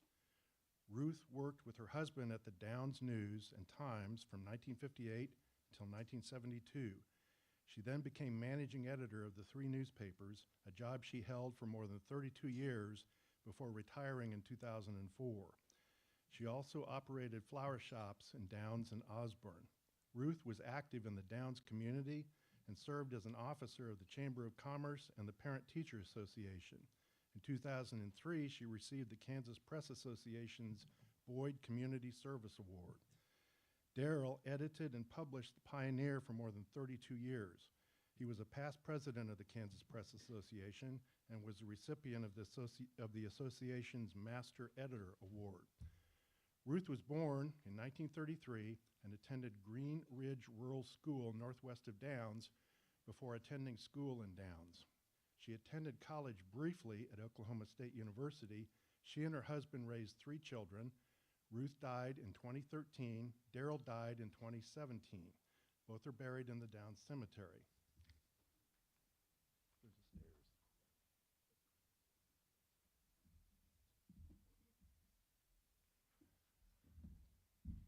Hello, everyone. My sister, Lara Miller Ketter, and I, Michelle Miller Doherty, are honored to accept this award on behalf of our mother, Ruth Miller. Lara's husband, John, and their son, Max, as well as my husband, Peter, are over there to honor her. And we're also honored to be sitting at the Marysville Advocate Kessinger table with your staff and family. My parents had high praise for your publication. My brother, our brother, was supposed to be here. We hoped to be here, but he just had knee replacement surgery and couldn't fly. So he's hit with her in spirit. 14 years ago, Lara, John, Randy, and I were in Topeka to honor our father, Daryl Miller's induction into the KPA Hall of Fame. Although our mother was dealing with Alzheimer's at the time, she carefully coordinated her flights home and was excited and determined that we'd be there for Dad. It's only fitting that we're here for her today. Ruth managed 3 weekly newspapers, opened, 3 3 florist shops because of her love of gardening and flowers, and spent countless hours beautifying and improving her hometown because she cared so much for her community. We are so proud of Mom and grateful to the KPA for honoring her for her years of selfless service. Mom, this one's for you. Thank you.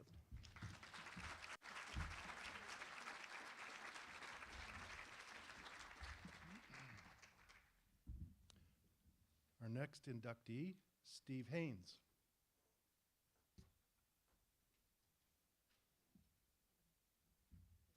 Okay. Steve recently retired after more than 5 decades in the newspaper business, a majority of that time in Kansas. He was co-owner, publisher, and editor of Haynes Publishing Company and Norwest Newspapers, along with his wife, Cynthia, for nearly 30 years. They operated a daily newspaper, the Colby Free Press, as well as 5 weeklies and a shopper in Goodland, Norton, St. Francis, Bird City, and Rawlins County. And I'm tired just thinking about trying to do all that. From 1986 to 1993, he was co-owner and co-publisher of SLV Publishing in Monte Vista, Colorado. The company operated 1 daily and 7 weekly newspapers, plus 24 special publications. Prior to that, he was co-owner, co-publisher, and editor of the Mineral County Miner and the South Fork Times in Creede, Colorado.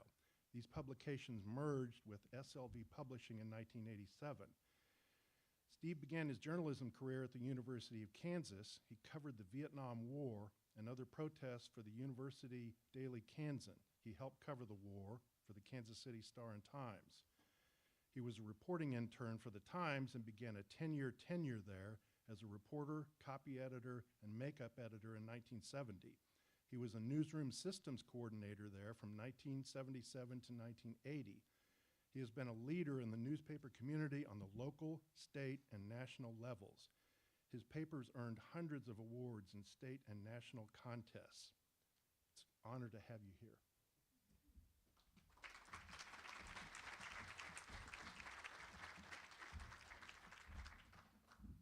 I think we have to bring this down a little. I brought with me my partner, Cynthia, who for 40 years together as publishers, we've worked together. And I kind of think, you know, like often happened, I suppose, that while the men got to go out and get awards and recognition, the women stayed home and did all the dirty work. So there's a lot of that. But I'd really like to thank Kansas Press Association, all my colleagues here, all those who from the Emporia Gazette to the Kansas City Times and at KU helped me learn what I was supposed to be doing and get a little sense of what the business was about. My family, our 3 children are here, Lindsay, Felicia, and Lacey, behind the pillar over here. And my sister Barb and many others, and we're proud to be here with them. I'm proud to have them here. As you know, kids who were raised in a newsroom, they certainly were. And I always remember we in 1980 we left Kansas City. We quit good jobs there, and moved to the little town of Creede, Colorado, which is a population of 800 in the winter. At the time, it's smaller now. And took over the newspaper there. And it was kind of like, you know, we just decided if we were ever going to do this, we just had to jump off the dock and see if we could swim. So Cynthia likes to tell the story of Felicia, who was 7 at the time. Her first job was to put the date lines at the top of every page in the old paste-up era before anything else went on. So her mother gave her a pica pole and an X-Acto knife and said, "Be careful, and whatever you do, if you cut yourself, don't bleed on the pages." So that was their upbringing, and I think they survived. They've all done pretty well, in fact, since then. Almost done, yeah. We could take some of the time of the people who didn't show up, right? They all showed up. I'm sorry. So, anyway, I'm probably one of the few people here who went to KU who didn't have Suzanne Shaw as a teacher, and that's only because she didn't start until a year after I left. So I thank you all.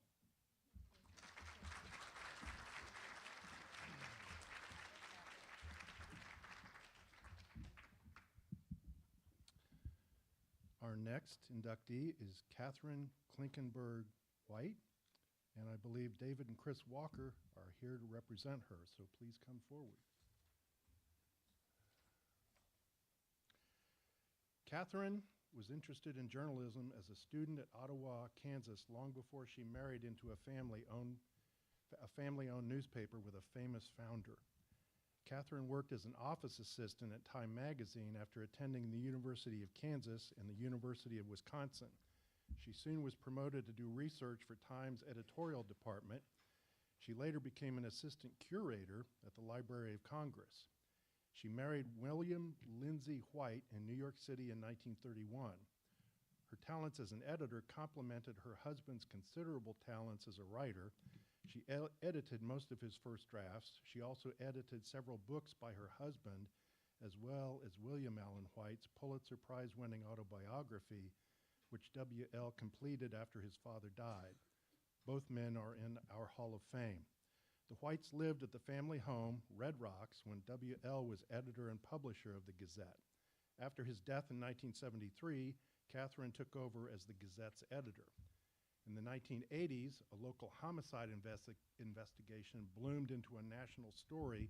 A pastor and his church secretary were eventually charged with murdering their spouses. And as we've said earlier, 2 Gazette reporters who covered the case, Bobby and Nancy, also are inducted into the hall today. Following her death in 1988, at the age of 85, daughter Barbara became editor of the Gazette, while son-in-law David Walker remained publisher. The Walkers' youngest son, Christopher White Walker, now is editor and publisher, and his wife, Ashley Connect Walker, is the editor. It's an honor, sir.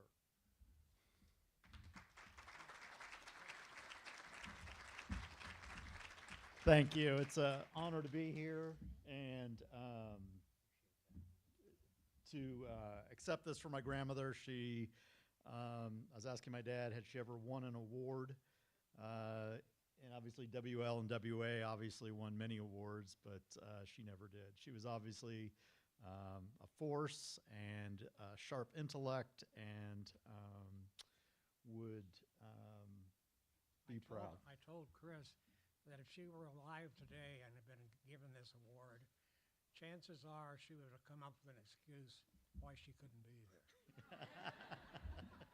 She didn't like to be in the public eye too much. Thank you very much.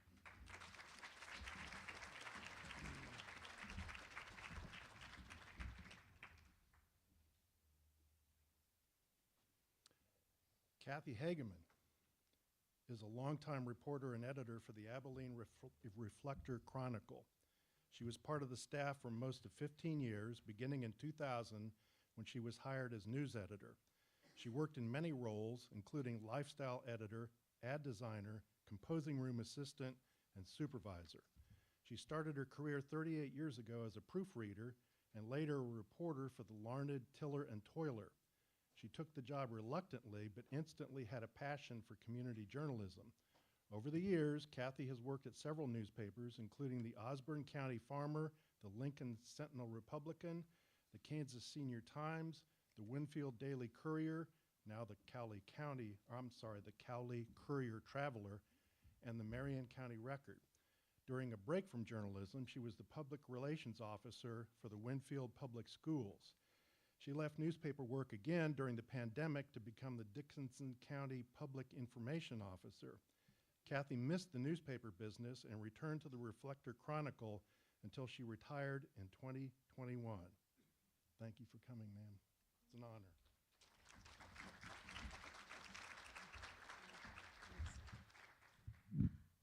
I have to tell you, I'm much more comfortable out there than standing up here, but probably true of most of you. Being named to the Kansas Newspaper Hall of Fame is an honor I never actually thought would happen to me. And so when I was told, I was just completely astounded and broke out into tears. But I've never owned a newspaper. I was never been a leader in KPA. But what I have done is I have had the opportunity to cover the towns and communities I've lived in and worked in and been able to tell those stories, which has been quite gratifying. And I've really enjoyed it. I've worked at a lot of newspapers. I really have. I'm one of these people who didn't really find a home because I was trying to figure out what I wanted to do when I grew up. So still not sure. But anyway, I started at the Larned Tiller and Toiler. Then I went to the Osborne County Farmer, the Winfield Courier, the Lincoln Sentinel Republican, the Abilene Reflector Chronicle, the Marion County Record, the Junction City Daily Union, and I've written recently for the Dickinson County News-Times. During that time, I've been able to work for a lot of KPA Hall of Famers. That included Dave Seaton in Winfield, Vivian Sadowski at the Abilene Reflector Chronicle, Bill Meyer at the Marion County Record. Worked for him and Joanne, and met Eric, too, at the time. I've been taught and guided by numerous colleagues who've helped me a lot. My brother, Dale Worley, who got me in the newspaper business. I was a teacher who decided I didn't like kids. And so the newspaper career came up, and so that worked out pretty well over these years. I've had a lot of colleagues who taught me how to write, how to lay out, how to do all these different jobs. It's been fun. I'm joined today by my friends Carla Strand, Kim McGuire, and Lauren Hutchins, who couldn't be here, Gail Parsons, who helped nominate me, my brother Dan, my husband Gary Hageman, and my son Eric, who accompanied me many times on covering stuff as a little kid. So he went to a lot of stuff, and he very prudently decided to be a lawyer. Anyway, but I've had a very good career. It's been a great ride, and I thank you very much.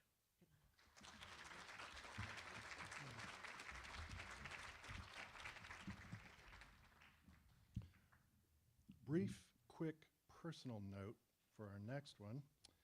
When I was the editor of the student newspaper, Kansas State Collegian, in the spring of 1977, I thought I was kind of hot stuff.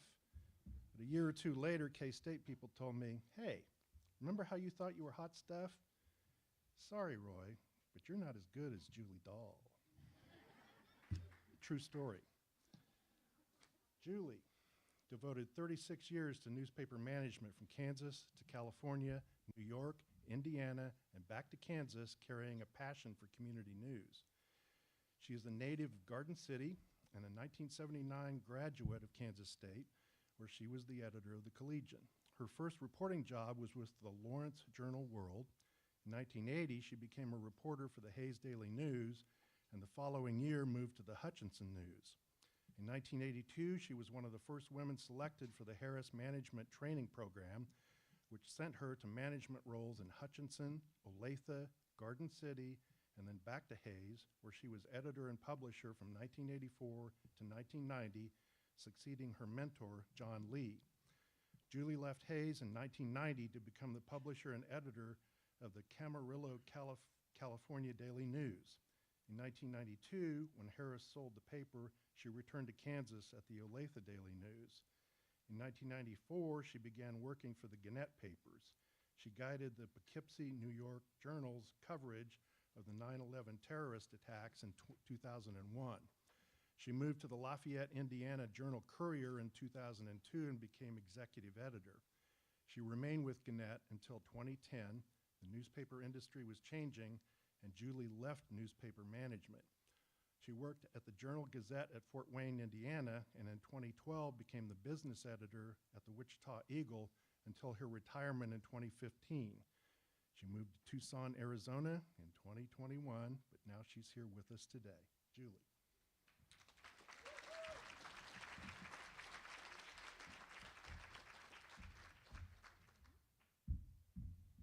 See, Kathy, you haven't really worked for that many newspapers.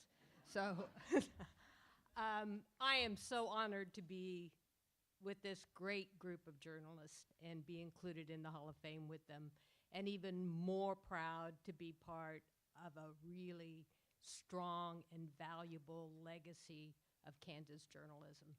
You guys should be so proud of what you have in this state, and if you've worked in other states, you know that it's not the same everywhere. This collegial caring network of journalists, big papers, small papers. You know, it is really, really special. So give yourself a hand for it because it's great.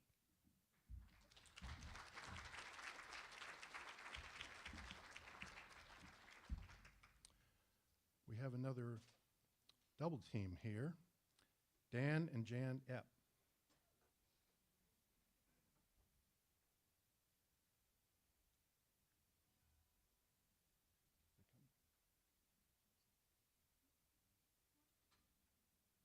Okay, there we are. When Dan and Jan moved to Tribune to help Dan's father, Otto, with the Greeley County Republican, Dan told Jan they would be there 5 years. 35 years later, they retired as co-editors after 3 decades and more than 1,800 weekly issues. They encouraged residents to be proud of their hometown. Their Only in Tribunes were a favorite staple, with All Roads Lead to Tribune a close second. Both became leaders in Greeley County, initiating a process in 2004 to help rebuild the community by engaging Kansas Communities, an organization dedicated to rebuilding public squares across the state. Their work helped lead to population growth, school enrollment growth, and a revitalization of the community where Dan grew up. They spotlighted important issues, providing space for questions and answers regarding ballot issues, publishing candidate perspectives, and encouraging residents to keep seeking progress. They were reporters, photographers, editors, and keepers of the community's history. They were connectors, engaged citizens, and change makers.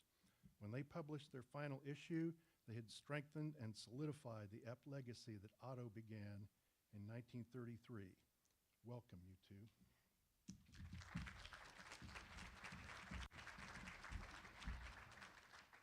Well, since so many women have been included this year, I'm going to speak first.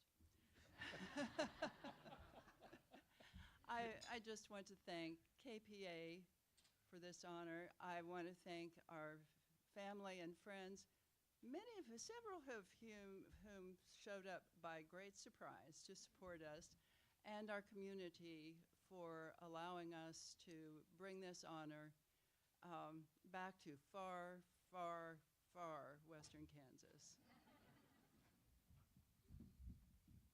Yeah, I grew up in, it's the smallest, driest county in the state. And my father came there in 1932 after graduating from the KU School of Journalism because the editor had drowned in a flood. So, you know, it was my earliest memory is sitting with my grandfather on a bed of a 4-page Chandler and Price press, grabbing the papers for the weekly run of the Greeley County Republican. I mean, we've gone through a lot of changes from linotypes to CompuGraphics to computers, and it puts us in a good position to handle the changes that we are going to deal with as a state and a nation and as a world. It's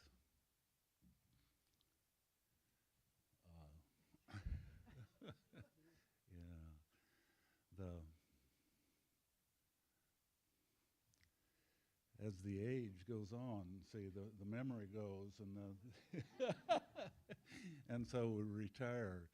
But the belief in the viability of small town and newspapers stays, and I'm happy and proud to be inducted into this Hall of Fame.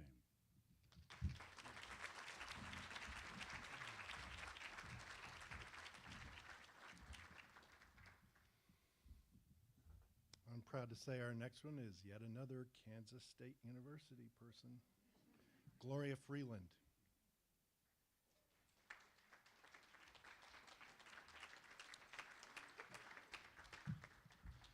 Gloria Freeland has been a positive force in Kansas journalism for nearly 4 decades. She was a faculty member at the A.Q. Miller School of Journalism and Mass Communications at K-State for 37 years, retiring in 2020. She was Associate Director of Student Publications, Inc., now the Collegian Media Group, for 15 years, and Director of the Huck Boyd National Center for Community Media for 22 years. Gloria also was the school's internship coordinator for more than 15 years. She taught reporting classes, advertising sales, and various community media courses, and Gloria mentored a generation of reporters. To many publishers and broadcasters, she has been the face of Kansas State and the Huck Boyd Center, a proponent of serving Kansas media. She represented the Miller School at KPA meetings and traveled the state to visit newsrooms. Gloria received her bachelor's in journalism and her master's in business administration from K-State. She worked on various Kansas newspapers, was a Peace Corps volunteer in Ecuador from 76 to 78, and worked on the twice-weekly English language newspaper, the San Jose News in Costa Rica from 1978 to 1980. In retirement, Gloria continues her interest in rural journalism and has been a columnist for the Riley County newspaper. She writes articles for the Kansas Reflector and writes a weekly blog. It's good to see you again.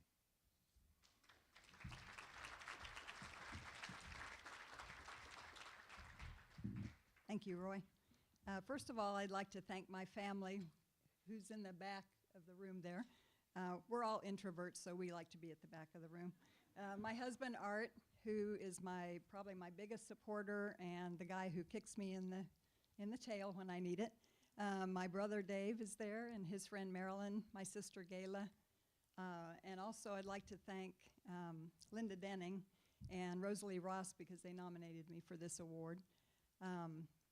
Ron Wilson and Steve Smethers, my colleagues at K-State, wrote letters of support, which I really appreciate.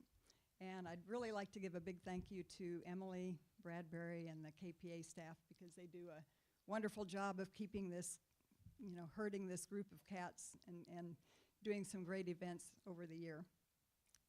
I guess I first became interested in journalism as a reporter for the Go-Getters 4-H Club. Back when I was about 11, and it just kind of continued. I went to K-State, I worked on the Collegian, and from there came back to K-State to teach. I never thought I'd be a teacher, but I really enjoyed my students. I enjoyed planning events.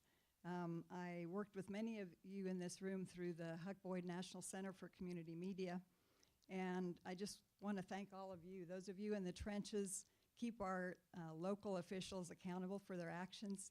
Another shout out for Eric Meyer, who's the publisher of my home county newspaper, the Marion County Record. And not only do you keep your officials accountable, but you keep your communities connected. You're really important. Or as we said at the Huck Boyd Center, you're the glue that keeps the communities together. And I'm really honored to be named to the Hall of Fame. Thank you, everyone.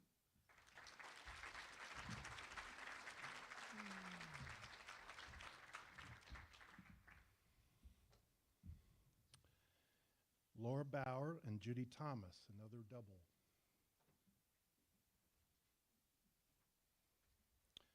I am going to inject another personal note here. When I called Judy last year and told her that we want to nominate her for the Hall of Fame, she said, "Oh, I'm not good enough to belong in there." She was serious, so I now question her news judgment. Have you actually read any of your stories? Laura Bauer and Judy Thomas are award-winning reporters for the Kansas City Star who specialize in investigative projects that hold government and other people in power accountable.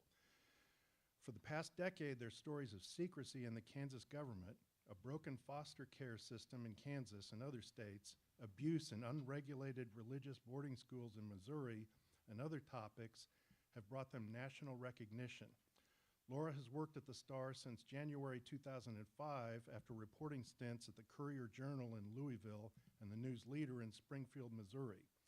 She spent several years reporting in Kansas, developing enterprise and investigative stories about crime and child welfare. Judy arrived at the Star in 1995 after 7 years at the Wichita Eagle. Her stories have led to legislative hearings, the passage of multiple laws in 2 states, a criminal conviction, and the closing of a megachurch over financial accountability concerns. She is the co-author of the book Wrath of Angels, The American Abortion War. In 2017, Laura and Judy were the lead reporters on Why So Secret Kansas, a 6-part series that revealed how Kansas's state government had become one of the most secretive in the nation. The project received 9 national honors, including finalists for the 2018 Pulitzer Prize for Public Service. In 2019, they teamed up for Throwaway Kids, a 6-part series that examined the dismal outcomes for many children in the foster care system. The series led to legislative changes in several states and received national recognition. They teamed up again in 2020 for what became a lengthy series of stories on alleged abuse inside Missouri's unlicensed boarding schools. Their reporting led to an attorney general's investigation and multiple charges against owners and key staffers at several schools. Ultimately, 5 boarding schools in southern Missouri shut down. Glad to have you here.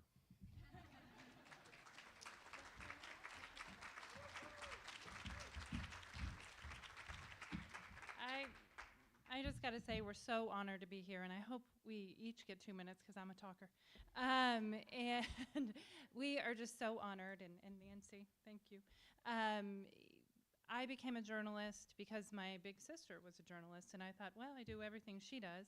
And growing up, she had this crazy notion that she was going to be an astronaut or a jockey. And I'm afraid of horses and heights, so I was okay with the journalism part. And when I came to the Star, I had always aspired to go there. And either that or the Rocky Mountain News, and Rocky Mountain closed, so the Star was it for me. And I had read articles in the Star for years when I was down in Springfield. And I read Eric Adler and Matt Schofield, and especially Judy Thomas. And I was so amazed by what she could do and the length of stories she could write, the organization. I was like her little fangirl in the Ozarks. Never dreaming that we would sit side by side and do all these investigations together. It is so rare in this business to have somebody that you can trust, you can write with, you can finish each other's sentences, which we do, and it is just an honor to be with her and to do this and to have the Star allow us to do these kind of projects. It's just an honor. Before Judy, I did write with another person, my husband, Jeff, and so I always tell Judy, the last person I worked with, I married, so, and anybody in here knows that it's a spouse, it's a friend, it's a family member, but when you do this work, it is so hard and it is so time consuming that you need that support at home, and I've always had it, I know Judy's had it, and everybody in here, I mean, how many times they have to cook dinner, they have to pick up the kids, and look the other way when you're on vacation and you sneak in the bathroom to make one more call because you promised this vacation you weren't going to work. And what we do is such a privilege, and to have all these people in the room that believe the way we believe, that people have the right to know. I knew I was going to get that. So anyway, this is great. Thank you so much.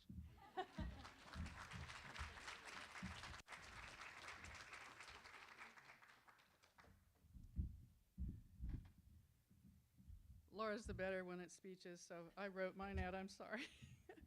I just want to say how honored and humbled I am, and we are, to be part of this group of such talented inductees, and to be part of the Hall of Fame now. I grew up and looking at all these people, former editors of mine, people I've known over the years, to be a part of that is just really fantastic. And to be receiving this honor in a year when it has been we've so clearly seen how crucial a free press is, makes this all the more special. As a Kansas farm girl, or should I say, Roy knows this one, formerly wholesome farm girl, as Fred Phelps called me one time. I grew up reading the Lyons Daily News, the Hutch News, my hometown Rice County Monitor Journal. I'm a huge fan of covering local news, and I know how important it is to a community. So much has changed in our industry in the 35 years I've been in it. And in recent years, we have lost so many colleagues to buyouts and layoffs, weathered massive budget cuts, and we've been subjected to constant attacks on the so-called fake media. We've added new terms to our vocabulary like page views, analytics, search engine optimization, and led to conversions. But through it all, our mission hasn't wavered. We've commitment to accountability journalism, writing stories that make a difference. I'm so grateful to still be doing what I love and doing it with an amazing partner in Laura. Like she said, we've gotten to where we finish each other's sentences a lot of the time. And thank you to KPA and the search committee who instilled, and to my parents who instilled in me a love of writing, and my colleagues, and of course, my husband, who over the years has put up with my crazy hours, wild stories, interviews on vacations, on the beach, on top of mountains, and has put up with those all too familiar words. I should be done in about 5 minutes. I can't imagine doing anything else, and thank you all, I appreciate it.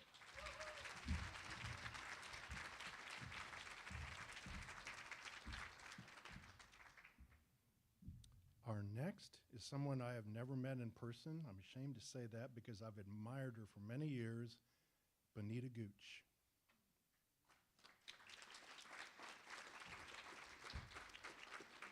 Benita has been a positive force in Kansas journalism since she bought the Community Voice in Wichita in 1996.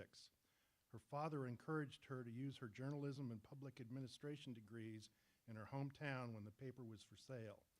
The Community Voice was founded in 1994 as a monthly publication in Wichita by Billy Q. and Yvette McCrae. It has been in the Gooch family since 1996. The Voice, a free circulation newspaper printed every 2 weeks, is a trusted source for the African American communities of Kansas and the Kansas City metro area. The publication and Benita have received numerous awards, 2 from the Kansas Press Association. Benita has grown circulation in spite of challenges facing all newspapers. When the pandemic hit, circulation dropped dramatically, but she transformed the newspaper into a 24-hour, 7-day-a-week news cycle online and doubled her online circulation. She invested in the website and expanded to the Kansas City metro area, making The Voice one of the larger non-daily newspapers in Kansas. The Voice also publishes multiple newsletters, hosts a YouTube channel, and maintains many social media streams. In 2021, Benita hired a publisher, which allowed her to focus on editorial content. Her greatest challenge is finding and retaining reporters. She was born in Wichita, graduated from North High School. As a teenager, she took a journalism class and volunteered for the North High School newspaper. She has 2 degrees from the University of Kansas. Welcome, Benita. Let me get my little message. Okay. I've seen the young people do this, so I'm trying. I think they do that all the time. Okay, anyway, I want to thank the KPA staff and the board, and I want to thank you, Roy Wenzel, for really, it seems you're the person behind this movement to diversify the board of directors, and I want to thank Nancy Horst, who I understand submitted my nomination. And with me here today are some members of my staff who were at the table, kind of wave, hi. And I want to thank especially 2 of my long-serving staff members who are with me here today, Elaine Guillory and Cornell Hill. And Cornell's sales, and Elaine is everything else we almost need, and that we really, really need, and both of whom deserve an award for putting up with me for so long. Okay. And I want to thank my dad, who you mentioned, who convinced me to purchase this fledgling newspaper and to finally put my journalism degree to work that he had paid for. And, after I returned back home after being gone for 23 years. And the family joke is always how he finally sealed me purchasing it with the okie dokie that he would help. But he really didn't help in the newsroom. But Dad was always my inspiration and my strength and a way to help us get over the hump sometimes when things were really tough. We just lost him 2 years ago, and I know that he would just be so very proud, even prouder probably than I am of this recognition. Let's see. And I just guess like so many other people, want to say this is one of the greatest recognitions of my life again. Probably Dad would be doing cartwheels if he could, but it really means an awful lot to me. And as the only surviving black newspaper in the state of Kansas, I want to accept this award on behalf of the almost 90, almost 100 black newspapers who have been printed in Kansas, many of who didn't have a long life, and many of whom never got any recognition. But I want to really thank one person in particular, recognize Holly T. Sims. Holly T. Sims was publisher of the Negro Star, and he came to Kansas from Birmingham, Alabama, after they set his publishing business there on fire, and he got the message that he better get out of town. And he ended up Wichita, Kansas, where he continued publishing the Negro Star. And he published it for 45 years, from 1908 to 1953. And when I saw that, that was my inspiration. I said, I gotta make it as long as Holly T. Sims. And I'm on 27 years, me personally, in the paper 30. And at this point, Holly, you got the award won, hands down. I'm not gonna make that length of time, but I still pray for the continuations of my paper and for the rest of the papers, newspapers in Kansas, and wish everyone well. Thank you.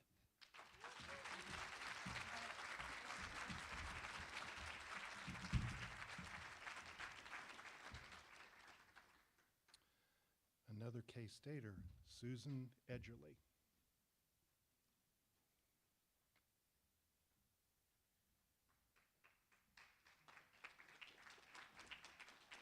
There you are. All right. Susan Edgerly began a distinguished newspaper career at the Arkansas City Traveler, now the Cowley Courier Traveler. More than 4 decades later, the longtime New York Times editor returned to Kansas to support future journalists as a professional in residence. After graduating from Kansas State in 1976, Susan worked at Kansas newspapers for almost a decade. After a couple of years at Arkansas City, she was hired as a reporter at the Wichita Beacon. She met her husband, Lon Teeter, in the Eagle newsroom and moved to the Philadelphia Daily News as an assistant city editor in 1985, a year after Lon moved to the Philadelphia Inquirer.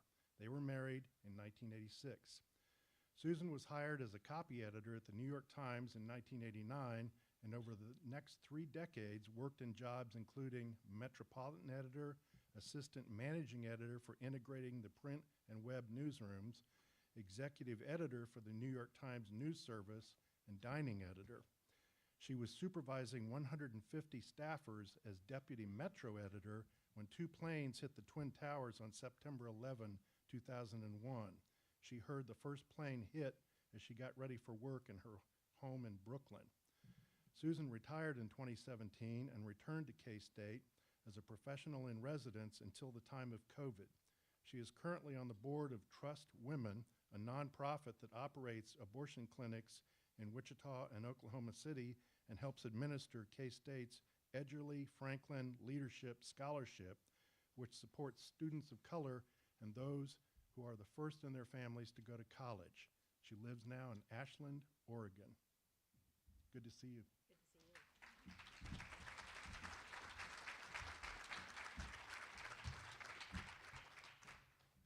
I grew up in Kansas. I was educated here, and I worked my first newspaper job, as Roy said, in Arkansas City. I met my husband, Lon Teeter, who's here this afternoon, in Kansas.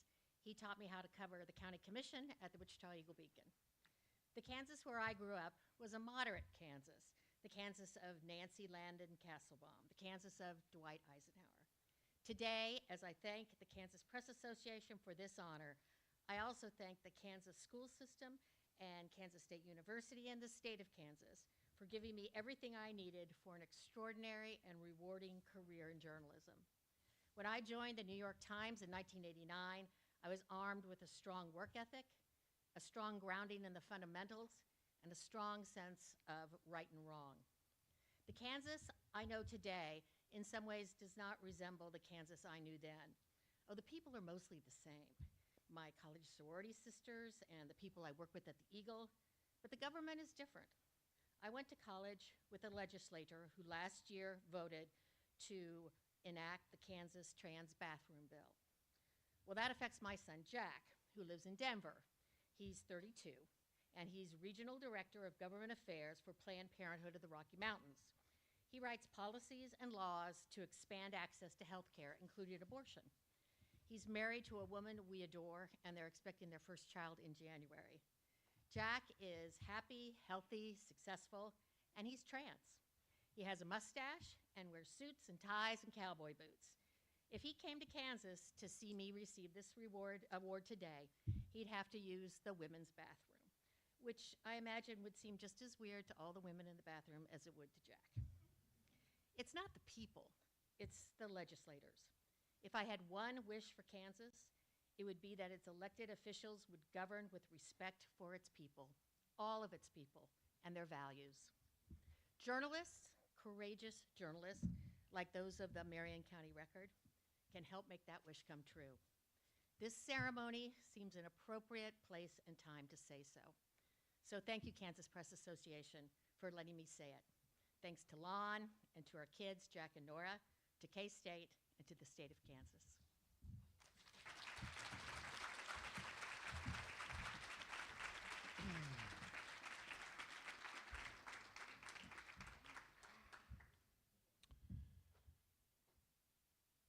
I'm 68 years old, and for most of that time, I have been good friends with 3 of our next inductees, Christine and Tom Buchanan and Jean Buchanan. And Jean and Bruce, if you would come forward. Today, we honor another newspaper family. Tom and Christine Buchanan won many state and national awards while editing and publishing the Washington County News in north central Kansas, where I grew up.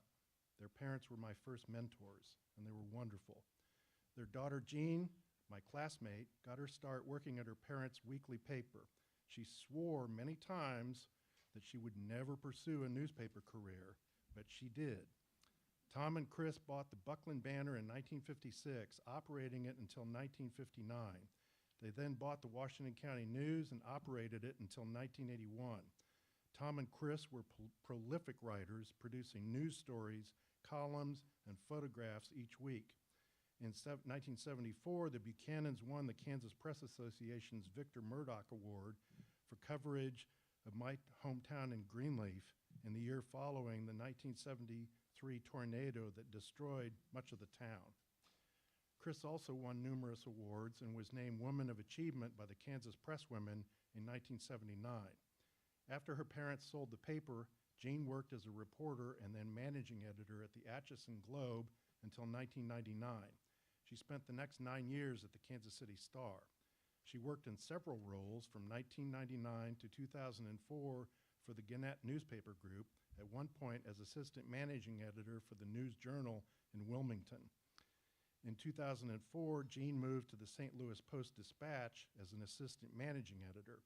She was the editor of a narrative and multimedia project, Reporting for Duty, that won an Emmy Award and a national award from the Online News Association. She was part of the team that won the National Scripps Howard Award for coverage of the shooting of Michael Brown in Ferguson, Missouri. Jean was married to Dan Wiggs, a copy desk chief at the Kansas City Star and the Philadelphia Daily News. After he suffered a severe stroke, she cared for him while working full-time until his death. Jean retired in 2019.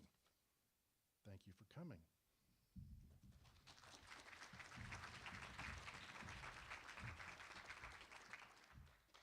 You know, I've been in denial about how old I am until today. I've met several people, and some of whom I've said, you know, your parents were good friends of mine, and then, well, your grandparents were good friends of mine. And those of you who haven't read Roy Wenzel's piece in the Wichita Eagle today need to do so. He very successfully skewered those of us who came in leadership in this organization before the current generation. And it's rather embarrassing to realize what kind of blinders we had on. So thank you all for doing what you've done. Buckshot and Christine Buchanan devoted their lives to family, friends, their adopted community of Washington, and the newspaper business and its associations. They brought the world into our small town home, passing along to each of us a passion for learning and questioning. They also told us, for those of you in the weekly business, they taught us not to bring problems home on press day. They labored side by side through incredible adversity for many years, putting out a newspaper filled with actual news. They loved telling stories through news articles and probably their favorite, their own columns, which Dad wrote up to the week of his death. Tom, Beth, Jean, and I thank you for including him in this.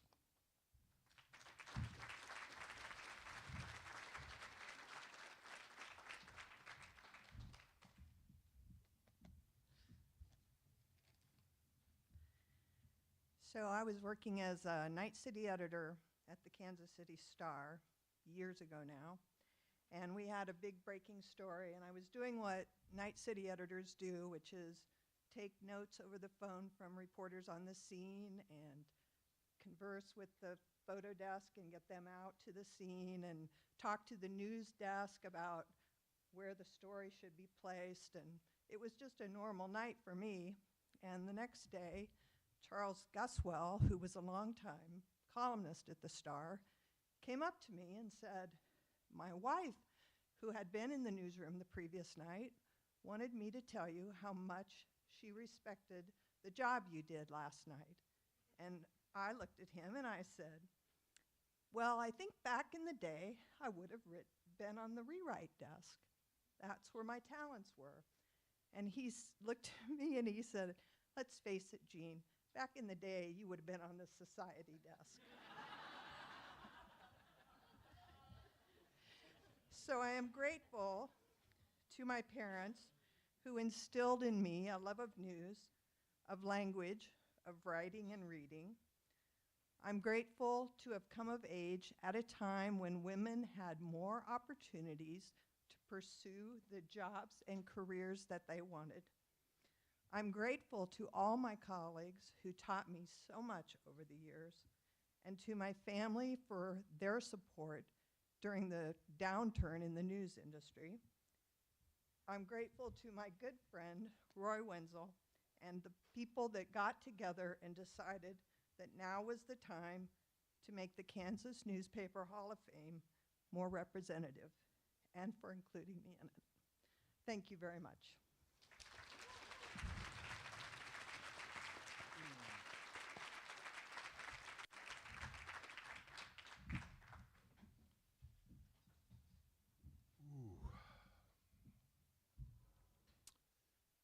Our next inductee, her daughter, Courtney McCain, is going to represent her. So Courtney, there you are. Jeannie Eblin, beloved by family, friends, students, and journalism icons alike, was a skilled writer and editor for decades. She was born Patricia Jean Kayeger in 1944 in Atchison. She grew up on her family's farm in Chautauqua County, graduated from Cedar Vale High School in 1962. After graduating in 1966 from Oklahoma State University with a degree in news editorial journalism and home economics, she was a reporter for the Kansas City Star from 1966 to 1976. She was a Kansas City field editor for Better Homes and Gardens magazine from 76 to 80. She married fellow Star journalist Tom Eblin in 1966. They lived in Kansas City before moving in 1980 to Fort Scott. The Eblins moved to Lawrence in 1990, where Tom joined KU's William Allen journalism faculty. Known as the newsroom mom at the Kansan, Jeannie also worked as a copy editor for the Star, the Lawrence Journal World, and for the Miami County Republic in Paola.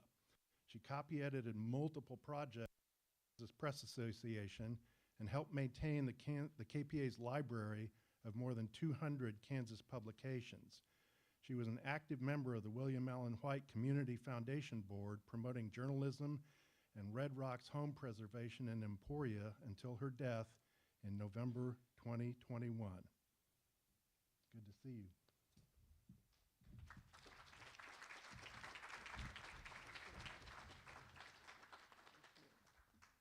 It's great to see everybody today.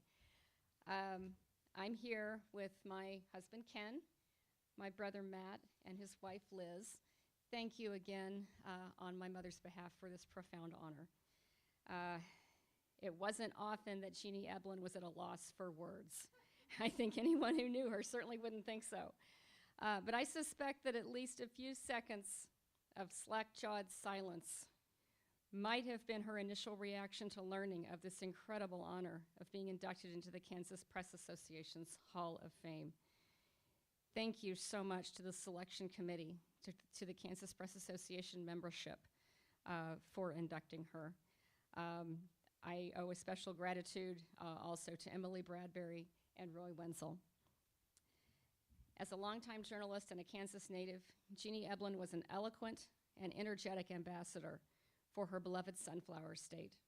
She cut her reporting teeth at Oklahoma State University and later flourished as a home economics writer for the Kansas City Star, where she met her husband, my father, Tom Eblin.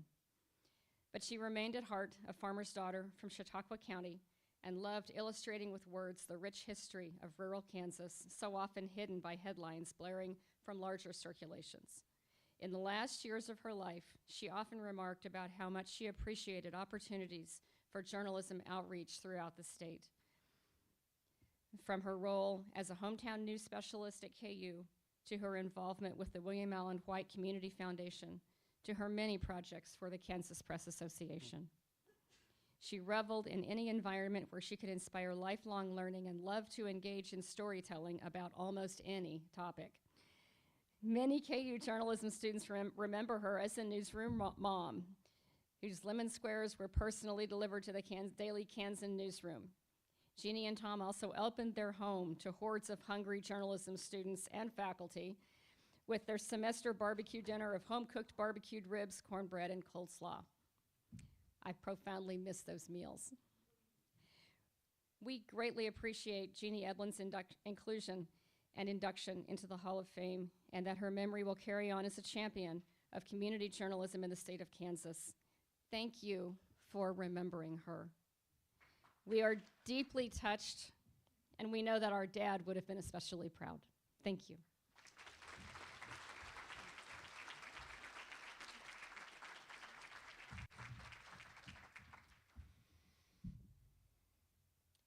Have you forgiven me yet?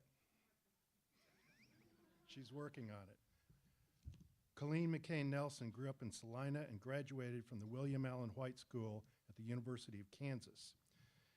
As Tom Eblin predicted, Colleen did win a Pulitzer and helped supervise the Kansas City Star for several years.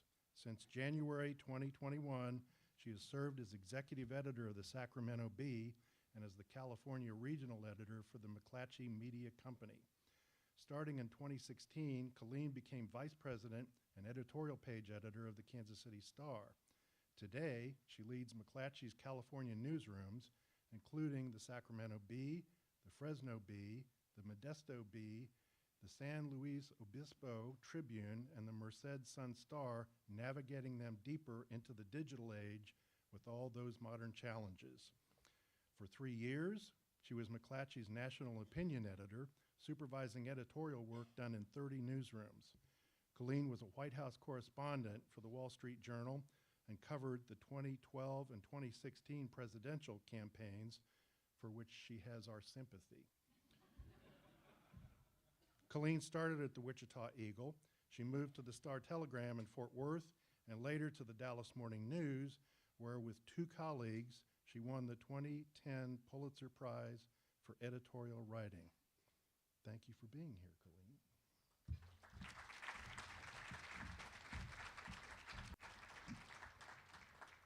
Thank you. It's such a thrill and an honor to be here, and I, of course, forgive you, Roy.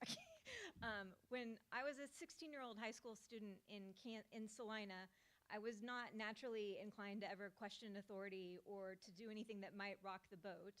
But when I became editor of the school newspaper, I learned that my principal could censor our stories and stop us from publishing anything controversial. And I was shocked to discover that press freedoms didn't actually apply to student journalists at that time. So I summoned my courage and found my voice and went to Topeka to testify in support of the Kansas Student Publications Act, which now protects student journalists from censorship. So that was my first crash course on the perilous state of press freedoms back in the 1990s. And now, a few decades later, it feels all the more urgent for all of us to summon our courage, find our voices, and stand up for journalists' right to do their jobs. At a moment when we've seen the police raid the Marion County Record, and we've heard powerful people call us the enemy of the people, I think we should all be more determined than ever to ask tough questions and hold the powerful to account. I've been lucky to have the chance to work as a journalist everywhere from the Wichita Eagle to the White House at the Wall Street Journal, but nothing has been as rewarding as doing local journalism that has an impact on our community. So I'm just really honored to be among so many Kansas journalism giants today, and I'm inspired by everyone in this room. I feel fortunate to get to do this work every day, and I'm even luckier to be married to the best editor I know. Today is just such a profound reminder that journalism matters. So thank you to KPA, thank you, Roy. You always embarrass me, and I always forgive you. Thank you.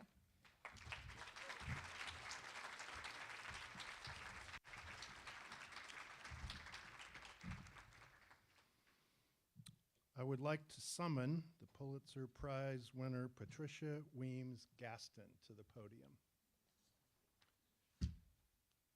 Patricia joined the University of Kansas faculty 7 years ago after a long, stellar career at the Washington Post, where she was an editor who worked on several desks. Before going to the Post in 1997, she worked at the Dallas Morning News, where she was an assistant foreign editor and was co-editor of the 1994 International Reporting Pulitzer Prize-winning series on violence against women. She first worked at the Rochester, New York Democrat and Chronicle after graduating from KU in 1981. She returned to Kansas in 2018 as the Lacey C. Haynes Professor.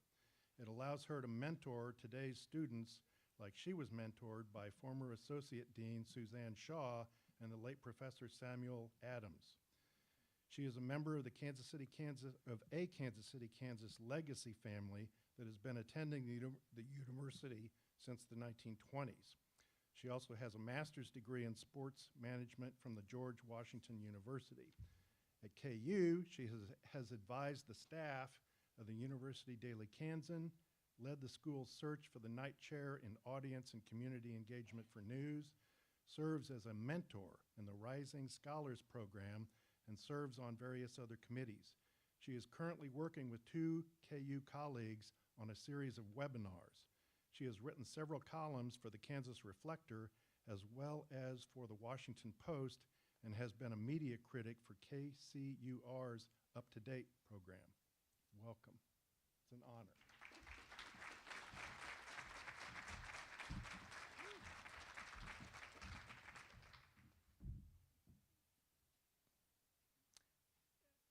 It really is quite something to be out in the front of the group. As my kindergarten classmate and college classmate, Vicki Walton James, knows, we're editors, we're used to being in the background. So let me give it a little try here. First of all, I want to say thank you to the Kansas Press Association for this wonderful honor. And more importantly, to go in with my mentor, Dean Suzanne Shaw. You know, you don't know what a mentor really means until you become one yourself. And so I have quite a few mentees out there. They're doing all kinds of good things. Sometimes they do dumb things. But they're out there and they're doing it. All I want them to do is to try. The other thing I want to say is thank you to my family. Yes, my parents did not really know what journalism was when I said I wanted to go into it. And they did want me to become an accountant. But that wasn't going to work. So, again, I'm humbled to be here. So happy to be going into the class with Colleen, to be going in with Vicki, again, my kindergarten classmate and my college classmate. Also to be going in with, oh, let's see who else. Suzanne, of course. Suzanne, of course. And last but not least, my DMN colleague, Melinda Hindenberger. Thank you again.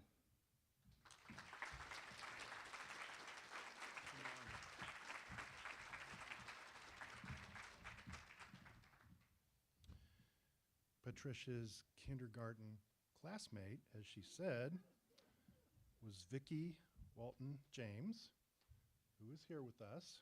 I told you about her at the top of the program, and I'll tell you a little bit more now.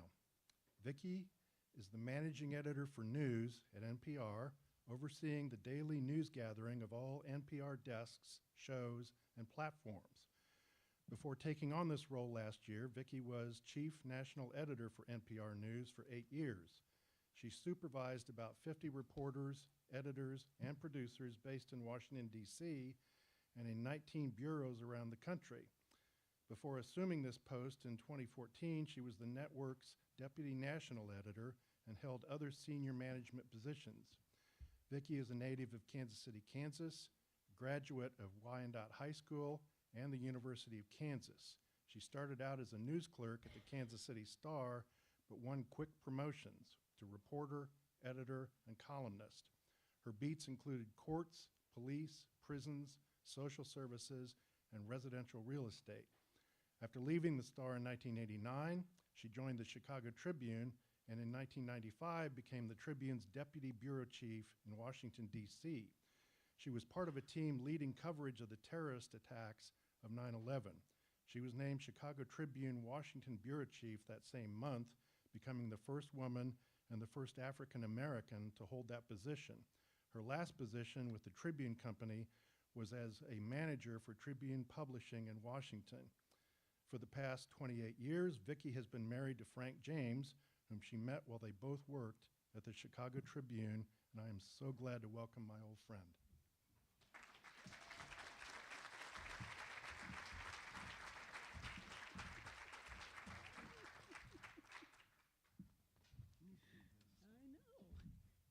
I've had 2 hours to sit over there and edit my speech, so 2 minutes. Did you make it shorter? I'm just kidding. It's not shorter. Thank you, Roy, for that lovely introduction, and thank you for nominating me for this honor. Roy spent a lot of time rewriting my leads when he was my bureau chief in the KCK Bureau of the Kansas City Star, and I really appreciate that now. I think I'm at least partly responsible for some of your gray, so sorry about that. And thank you to the Kansas Press Association for including me in this amazing group. I am honored to join with Pat beat me to it, with Patricia Weems-Gaston, my longtime friend and classmate, and our dean, Suzanne Shaw. I've been fortunate, really, to have many, many people who were kind enough to give me advice and encouragement over the years. And I'd like to tell you quickly about two. My favorite teacher in junior high school, Earlene McKelvey, was key. She urged me to drop out of choir and to get into her newspaper class. She said I should focus on writing for a living and to sing for fun. Good advice. At the Kansas City Star, David Zeke told me it didn't matter how bored I was writing obituaries during my early days there. He said, you'll learn to double and triple check everything. And obits are important to people. They cut them out and put them in their Bibles, so don't mess them up. Everywhere I've worked, I've had great colleagues, from the Star to the Chicago Tribune to NPR, and I'm very thankful for that. My life has been graced, too, by loving and supportive family and friends, starting, of course, with my parents. But to name a few who are here today, my sister Peggy Clark, who's been an outstanding role model, my loving husband, Frank James, and my wonderful cousins, Robert and Kelly James. Robert came all the way from California, and Kelly took time away from a busy medical practice to be here today. I really appreciate you all, along with all of our family who couldn't be here today. throughout the world, journalists are covering so many important issues, whether it's a scientific discovery, an election, police raids, as we've heard here today, and unfortunately wars in Ukraine and the Middle East. And every day, journalists throughout this state and beyond are working hard to make sure that people get fair and accurate information, helping them to make decisions whether they're picking a candidate or a meal or a car. No matter how journalism changes, and it will continue to evolve, here's hoping it always survives. And I just want to say thank you again for including me in this group. Thank you.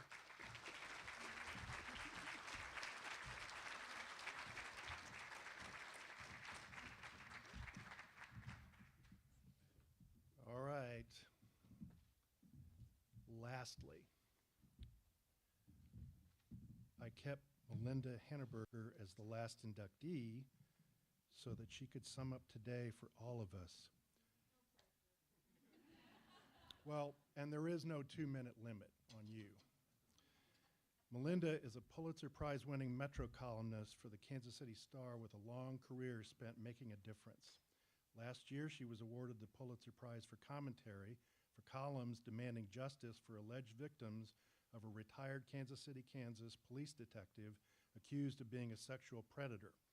In September of 2022, the former detective was finally arrested and has since been charged with conspiracy, kidnapping, aggravated sexual abuse, and civil rights violations.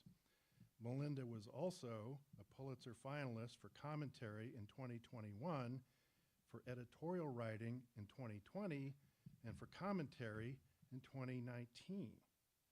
She spent a year as a Metro columnist at the Sacramento Bee before returning to the Star in April 2023.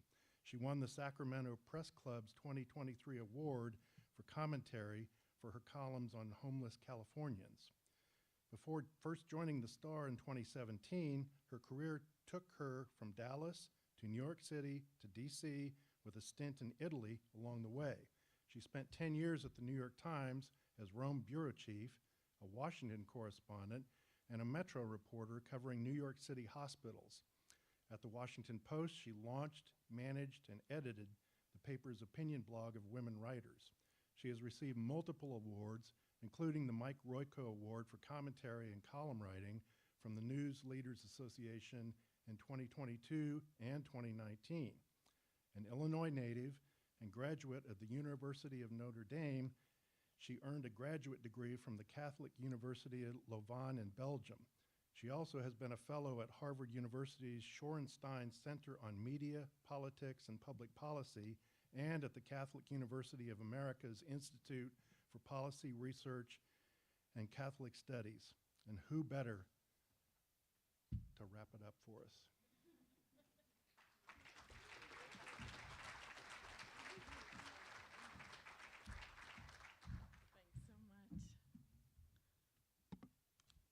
When I was a baby reporter, just starting out, which was 40 years ago in January, my goal was to last long enough to someday become an old newspaper broad. And obviously, I have now achieved this goal. This was my goal because I knew I wanted to do journalism as long as possible. And it was also because the coolest person in the Dallas Morning News city room was someone named Helen Parmley, our long time religion reporter. And I looked it up. Of course, she was younger then than I am now. But she wore her hair in this neat white bun, and she brought in yummy snacks every day, chain smoked, talked like a truck driver, sorry, truck drivers. And she just, dominated her beat. She was a fantastic reporter. Helen's 2012 obituary in the Morning News called her the energetic and bubbly Mrs. Parmley. But even as she bubbled, Helen, and maybe Joanne Meyer too, would have internally at least rolled their eyes at this description, because she was a very serious journalist. And one thing I thought, among many others, when I heard that Mrs. Meyer had died, other than this was this incredibly cruel and needless turn of events, was that this was another great old newspaper broad hero, and one that I would unfortunately never get to meet. All of us here today are so, as others have said, so lucky to get to do this work. And I'm always kind of puzzled that so few people outside the business seem to understand our motivations for this work. A few years ago, I was invited by the Republican pollster Frank Luntz, who does, these focus groups, to be one of a number of reporters sitting behind the double mirror, behind the wall, and watching the focus group, but they couldn't see us. So just for fun, Frank threw out, they're doing word association. So just for fun, he said, what do you think of when you think media or reporter? And one woman said, in it for the money. And everybody around her is nodding, and behind the wall, we were laughing so hard that they could actually hear us on the other side of the wall. And Frank said this had never happened in his decades of focus groups. Because no matter what anybody says, we are really just in it for the public, to protect the public's right to know. We're really just in it so that what happened to your paper doesn't happen elsewhere. Joseph Pulitzer said, our republic and its press will rise or fall together, and that's so true. So profound thanks to everyone who came before us, to Helen and Joanne and all the others who made what we do possible. Thanks to everyone who helped me do this work over the last 40 years, especially my late longtime New York Times editor and friend, Jan Battle, to my best boss ever, Colleen Nelson, who brought me to the Kansas City Star, to our deputy opinion editor, Derek Donovan, whose patience and professionalism really are just Olympian, to my husband, Bill Turk, who noticed that as a reporter, I was more than bubbly and energetic, a long time before anyone else did.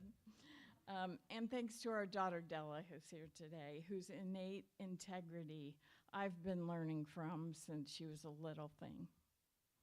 I even thank you, Taylor Swift, and may you move here and never move away.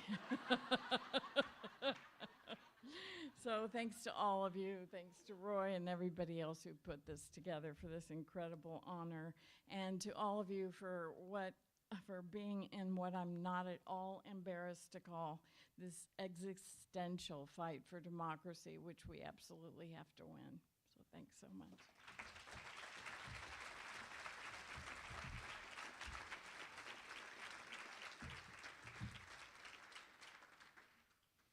I am going to turn this over for a brief last word from David Seaton. My last word to you is very short. Hang around for a few minutes after we get off this podium. Get to know each other a little bit better. Trade, contact information. Let's keep this up somehow. You're a great bunch of people. I am so honored to be among you. Let's try to keep the thing going. Thank you. David?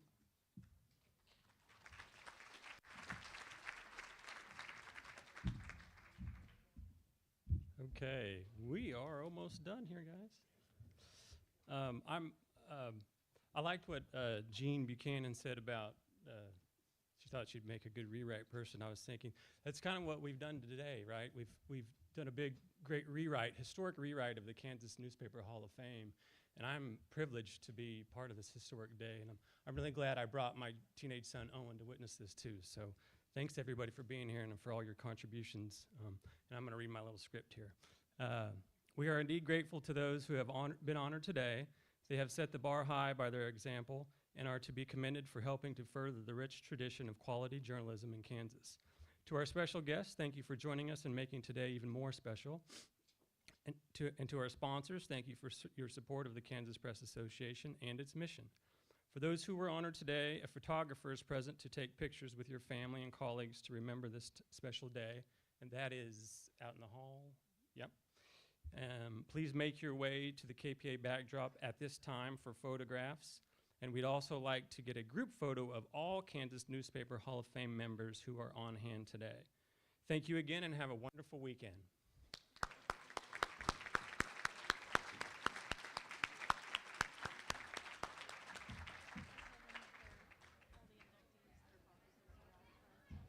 Also, for all the inductees, your boxes to take with you are out front. Don't forget those boxes. Yeah, this just kind of went to crap. Oh, whoops, did I do that? No, it was rolling. I think he was editing to the last.